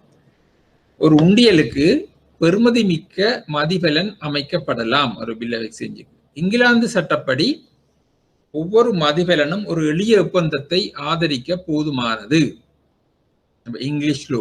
இங்கிலீஷ் லோவில் வந்து எந்த ஒரு மதிப்பலனும் ஒரு எளிய ஒப்பந்தத்தை ஆதரிக்க போதுமானது. இந்த இங்கிலீஷ் லோவில் நாங்கள் பார்த்து கன்சிடரேஷன் இருக்குது. ரோமன் டச் லோவில் தான் கன்சிடரேஷன் இல்லை, இதுல கன்சிடரேஷன் இருக்கு. மற்றது ஒரு பெறுமதிமிக்க மதிப்பலன் இரண்டாவது வருது, முந்தைய கடன் அல்லது பொறுப்பு உண்டியல் கேள்வியின் போது செலுத்தப்படுமா. முந்தைய கடன் அல்லது பொறுப்பு உண்டியல்களையும் செலுத்தப்படுமா அல்லது எதிர்காலத்தில் செலுத்தப்படுமா என்பதை விட அத்தகைய கடன் அல்லது பொறுப்பு என்பது மதிப்பு மிக்க மதிப்பலனாக கருதப்படுறது. இந்த இதன்படி பார்க்க முந்தைய கடன், அதாவது பழைய கடன் அல்லது பொறுப்பு, முந்தி இருக்கிற பொறுப்பை கடன்ல பொறுப்பு உண்டியல் கேளியும் போது செலுத்தப்படுமா இல்லை எதிர்காலத்தில் செலுத்தப்படுமா என்பதை விட அந்த கடன் அல்லது பொறுப்பு ஒரு மதிப்பு மிக்க மதிப்பெல்லாம் கருதப்படுது. என்று அவருடைய அந்த அந்த பாத்திரங்களை பணப்பெறும் மதிப்பெண் என்பது பணம் பெறுமதியை விட இந்த பணத்தை விட ஒரு பெறுமதி வாய்ந்தன்னு சொல்லி. அப்ப இதுல வந்து இந்த இது வருது இந்த கருத்து. முதலெடுத்த கடன் பொறுப்பு வந்து இந்த உண்டியல் எதிர்காலத்தில் செலுத்தப்படுமா அல்லது கேளியும் போது செலுத்தப்படுமா அல்லது எதிர்காலத்தில் செலுத்தப்படுமா என்பதை விட அந்த கடன் அல்லது பொறுப்பு முக்கிய மதிப்பெல்லாம் கருதப்படுகிறது. மதிப்பலன் என்பது ஆங்கில சட்டத்தினோட தேவைப்பாடாகும். இலங்கையில் வங்கி மற்றும் காசோலைகள் தொடர்பான சட்டத்துக்கு ஆங்கில சட்டம் பொருந்தும். மாற்றுண்டியல்களுக்கு ஆங்கில சட்ட மதிப்பலன் தேவை பொருந்தும். மேலும் முன்னர் கூறியது போல மாற்றுண்டியல் கட்டளை சட்ட பிரிவு 27 ஒன்றின்படி மாற்றுண்டியல்களுக்கு மதிப்பு மிக்க மதிப்பலன் தேவைப்படுகிறது. பில் ஆஃப் எக்ஸ்சேஞ்ச் மதிப்பு மிக்க மாற்று தேவைப்படுகிறது. இந்த சூழலில் கருத்தில் கொள்வது என்னவெனில், ஒரு நபர் மாற்றுண்டியலை அல்லது காசோலையை வழங்குகிறார். அத்தகைய மாற்றுண்டியலை அல்லது காசோலையை வழங்குவதற்கு பதிலாக ஏதாவது ஒன்றை பதிலாக பெற வேண்டும். மாற்றுண்டியல் காசோலையை வழங்கிக்க அதுக்காண்டி ஏதோ ஒன்றை பெற வேணும். அதுதான் மதிப்பலன். மதிப்பலன் வந்து எப்போதும் பண மதிப்பில இருக்க வேண்டிய அவசியம் இல்லை. ஆனா அது நிதி அடிப்படையில் மதிப்பிடக்கூடிய ஒன்றாக இருக்க வேண்டும். நிதி அடிப்படையில் மதிப்பிடக்கூடிய ஒன்றா இருக்க வேணும். இப்ப இந்த லட்சுமி வெர்சஸ் ஜேம்சன் என்ற ஒரு வழக்கு இங்கே இருக்குது. இதுல வந்து இந்த வழக்கில வாக்குறுதி பத்திரம் வழங்கப்பட்டுள்ளது. இதுல என்னென்றா, இந்த லட்சுமி எங்கே திருமணம் செய்தவர் இவர் ஜேம்சன் இந்த வென்றவர், அவருடைய சகோதரர் வந்து ஜேம்சன் வெளியில போயிட்டு அவருடைய சகோதரர் வேற பார்த்துக் கொள்வார், அவரை லட்சுமியையும் பிள்ளைகளையும் பார்த்துக் கொள்வார்னு சொல்லிட்டு அவர் வெளியில போயிட்டார். இப்ப இதுல வந்து வாக்குறுதி பத்திரம் வழங்கப்பட்டிருக்கு. ஆனா அந்த அதன்படி நிறைவேற்ற ஒன்றும் செய்ய இல்லை. அப்ப இவர் வழக்கு தொடரைக்குள்ள இந்த நீதிமன்றம் சொல்லுது என்றால், இந்த வழக்கில வாக்குறுதி பத்திரம் வழங்கப்பட்டுள்ளது. இது மாற்றுண்டியல் சட்டத்தின் கீழ் வருகின்றது. ஆங்கில சட்டத்தின் கீழ் மாற்றுண்டியல் சட்டத்துக்கு மதிப்பலன் தேவைப்பாடு உள்ளது. சரிதானே? ஆங்கில சட்டத்துல மாற்று மதிப்பலன் தேவைப்படுது. இங்கே ஜேமிசன் அவரது சகோதரரால் மதிப்பலன் கொடுபடவில்லை. சரிதானே? அவருக்கு வந்து சகோதரரால மதிப்பலன் கொடுக்கல. மேலும் வாக்குறுதி பத்திரம் ஆங்கில சட்டத்தின் கீழ் வருகின்றமையால் ரோமன் டச்சு சட்டத்தின் கீழ் விசாரிக்கப்படும் என்ற கோரிக்கையை உயர் நீதிமன்றம் நிராகரித்தது. முதல் கீழ்கோர்ட் வந்து நிராகரிச்சது இந்த ரோமன் டச்சு சட்டத்துக்கு இந்த வழக்கை விசாரிச்சு தங்களுக்கு நட்டகட்டு தரணும்னு சொல்லி கேட்கல. இந்த வாக்குறுதி பத்திரம் வந்து ரோமன் டச்சு ஆங்கில சட்டத்துக்குள்ள வர்ற முடிய ரோமன் சட்டத்துக்குள்ள வரையிலாண்டு உயர் நீதிமன்றம் நிராகரிச்சது. இந்த வழக்கில வந்து அவருடைய சகோதரர் வந்து இவருக்கு பார்க்க சொல்லி சொன்னது என்றாலும் கூட, ஆனா அவர் வந்து சகோதரர் வந்து ஜேம்சனுக்கு ஒரு மதிப்பெண் ஒன்றும் கொடுக்கல அவரை பார்க்கறதுக்காண்டி. ஆனபடியே நட்டகடு கொடுக்க தேவையில்லைன்னு சொல்லி தீர்ப்பக்கப்பட்டது. No valuable consideration passed between plaintiff and the defendant. இந்த வழக்கு கொண்டு இருக்குது. இதுல பார்த்துக்கணும். உதாரணம் வந்து மதிப்பெண் இந்த மாற்றுண்டியல்ல வர மதிப்பெண்ணுக்கு உள்ளது. ரைட்.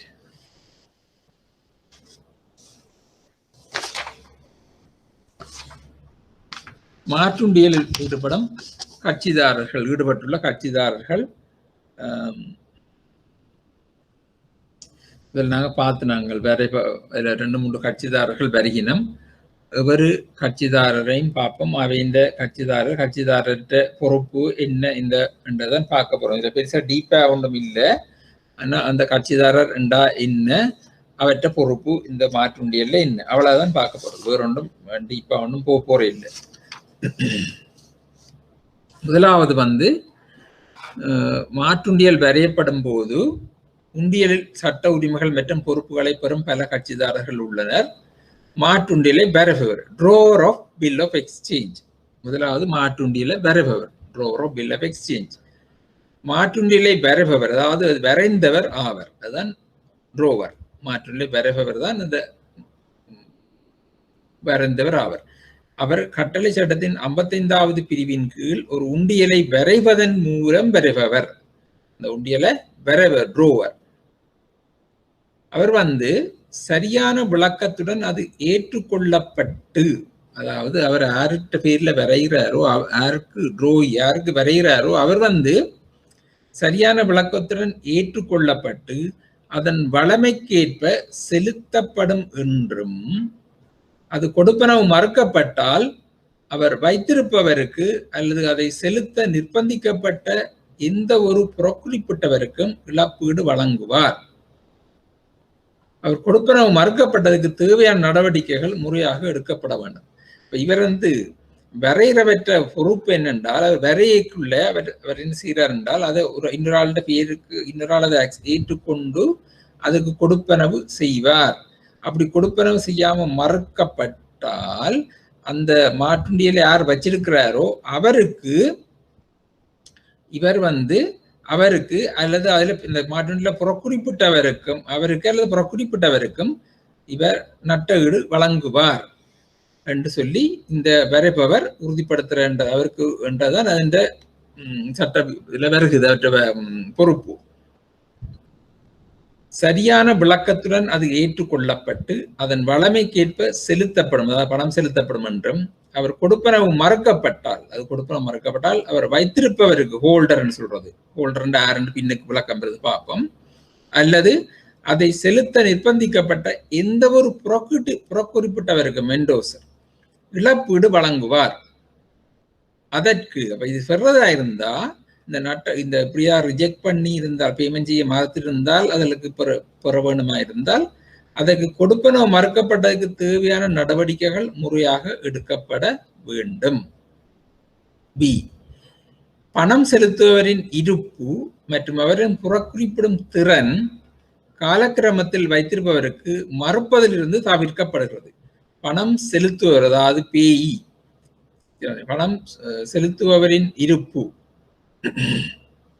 மற்றும் அவரின் புறக்குறிப்பிடும் திறன் என்டோஸ் பண்றது காலக்கிரமத்தில் வைத்திருப்பவருக்கு மறுப்பதிலிருந்து தவிர்க்கிறது. காலக்கிரமத்தில் வைத்திருப்பாண்டு பின்னுக்கு வருகிறது, ஹோல்ட் இன் டியூ கோர்ஸ், அவருக்கு மறக்க முடியாதுன்னு சொல்லி வருகிறது. யாரதுல பேமெண்ட் செய்ய போறாரு, பணம் கொடுக்குற வந்து ட்ரோயி தானே பணம் செலுத்த போறாரு சார்.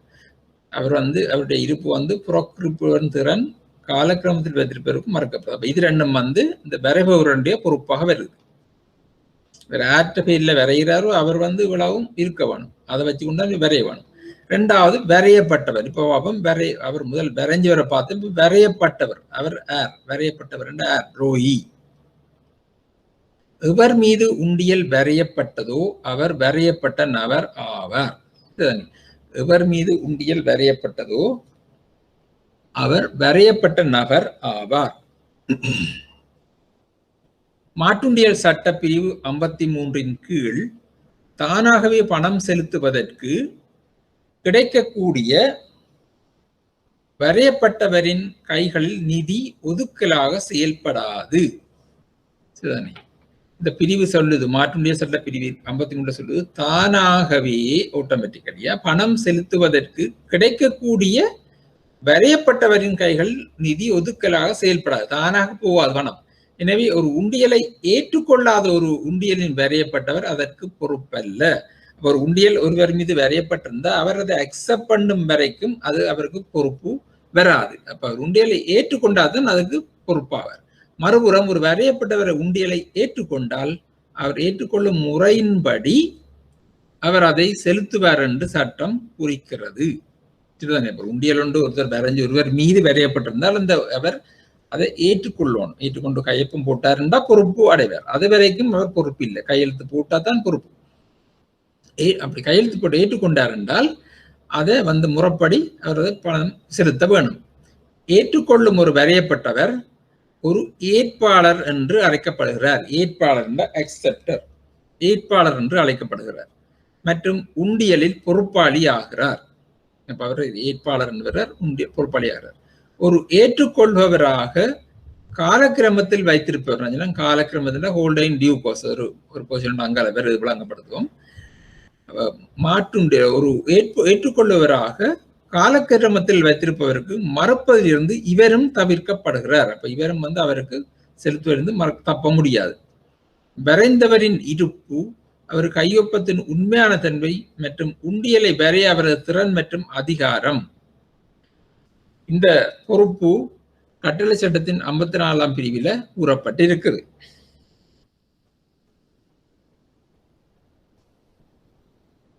இதுல சொல்லப்படுது, வரையப்பட்டவர் இறந்தால் வகையற்று போனால் தனிப்பட்ட பிரதிநிதி நம்பிக்கை பொறுப்பாளரும் சமர்ப்பித்தல். இவர் வரையப்பட்டவர் இறந்தால் அவற்றை தனிப்பட்ட பிரதிநிதி சொல்றது, பர்சனல் ரெப்ரசன்டேட்டிவ் என்று சொல்றது, அல்லது ட்ரஸ்டி அவர் சமர்ப்பிக்கணும். அவர்கிட்ட பேமெண்ட்டுக்கு சமர்ப்பித்தல் ஒரு வியாபார நாள்ல இருக்கணும். பிசினஸ் டேயில வந்தால் பிரசன்டேஷனுக்கு சமர்ப்பிக்கணும். உரிய திகதியில் சமர்ப்பிக்க வேணும். டியூ டேட், அதாவது கொடுப்பனவுக்கு அல்லது அவர் ஏற்றுக்கொள்ளலுக்கு சமர்ப்பிக்கிறது எல்லாம் ஒரு வியாபார நாளா இருக்க வேணும், அல்லது சரியான திகதியில் சமர்ப்பிக்கணும். அதுக்கு ஒரு வழக்கம் போட்டிருக்குது. Hamilton finance company limited versus Coverley Westray Walbaum Tosetti Portland finance company limited 1969 ஒரு பேர் உள்ள வழக்கு. இதுல உள்ள இன்னொரு தரப்பு இருக்குது, வசதி அளிக்கும் கட்சிதாரர், அதாவது அக்கமடேஷன் பார்ட்டி. நான் அதை சேவுதாரன் போன போட்டு இங்க மாத்திக்கிறேன். அக்கமடேஷன் பார்ட்டி இவர் இந்த வசதி அளிக்கும் கட்சிதாரர் உண்டியலுக்கு ஒரு நபர் தனது பெயரை வேறு ஒருவருக்கு இரவலாக கொடுக்கும் நோக்கத்துக்காக ஒரு பெறுமதியையும் பெறாமல் ஒரு வரைபவர், ஏற்பவர் அல்லது புறக்குறிப்பு உண்டியல் கையெழுத்திட்ட நபர் ஆவார். பிரிவு 28 உண்டு. இவர் இந்த சும்மாவை வெளியே போய் தலையை கொடுக்கிறார். அதாவது ஒரு வசதி அளிக்கும் கட்சிதாரர் என்பது உண்டியலுக்கு ஒரு நபர் தனது பெயரை வேறு ஒருவருக்கு இரவலாக கொடுக்கும் நோக்கத்துக்காக ஒரு பெறுமதியை பெறாமல் ஒரு வரைபவர், ஒரு ட்ரோவர் அல்லது அக்செப்டர் அல்லது என்டோஸ் பண்ணுவரா ஒரு உண்டியலை கையெழுத்து போற நபர். ஒரு வசதி அளிக்கும் கட்சிதாரர் ஒரு பெறுமதிக்கு வைத்திருப்பவருக்கு, அதாவது ஹோல்டருக்கு, அந்த உண்டியலுக்கு பொறுப்பானவராக இருப்பது. கையெழுத்து போட்டார் தானே, இப்ப பொறுப்பு. மேலும் அத்தகைய உரிமையாளர் உண்டியலை எடுத்த போது அத்தகைய கட்சிதாரர் ஒரு வசதி அளிக்கும் கட்சியாளராக இருப்பதை அறிந்தாரா இல்லை என்பது முக்கியமற்றது. பிரிவு 28. இப்ப இவர் அது அக்கமடேஷன் பார்ட்டி என்று சொல்லி வசதி அளிக்கும் கட்சிதாரர் என்றதை அந்த உண்டியல் எடுத்த ஆளுக்கு தேவையில்லை. ஏன்னா அவரால் கையெழுத்து போட்டு கொடுத்துக்கிறதானே, கொடுத்தவர் அவற்றை இது அக்கமடேஷன் பார்ட்டியா இல்லையான்றதை பற்றி அவருக்கு தேவையில்லை. இவர் அவர் பொறுப்படுத்திக் கொண்டார். அப்ப பொறுப்படுத்திக் கொண்டால் அவர் பொறுப்பாகிறார், வசதி அளிக்கும் கட்சிதாரர். ரைட். அப்ப அடுத்த கிழமை இதுன்ற மிச்சத்தை பார்ப்போம். தேங்க்யூ.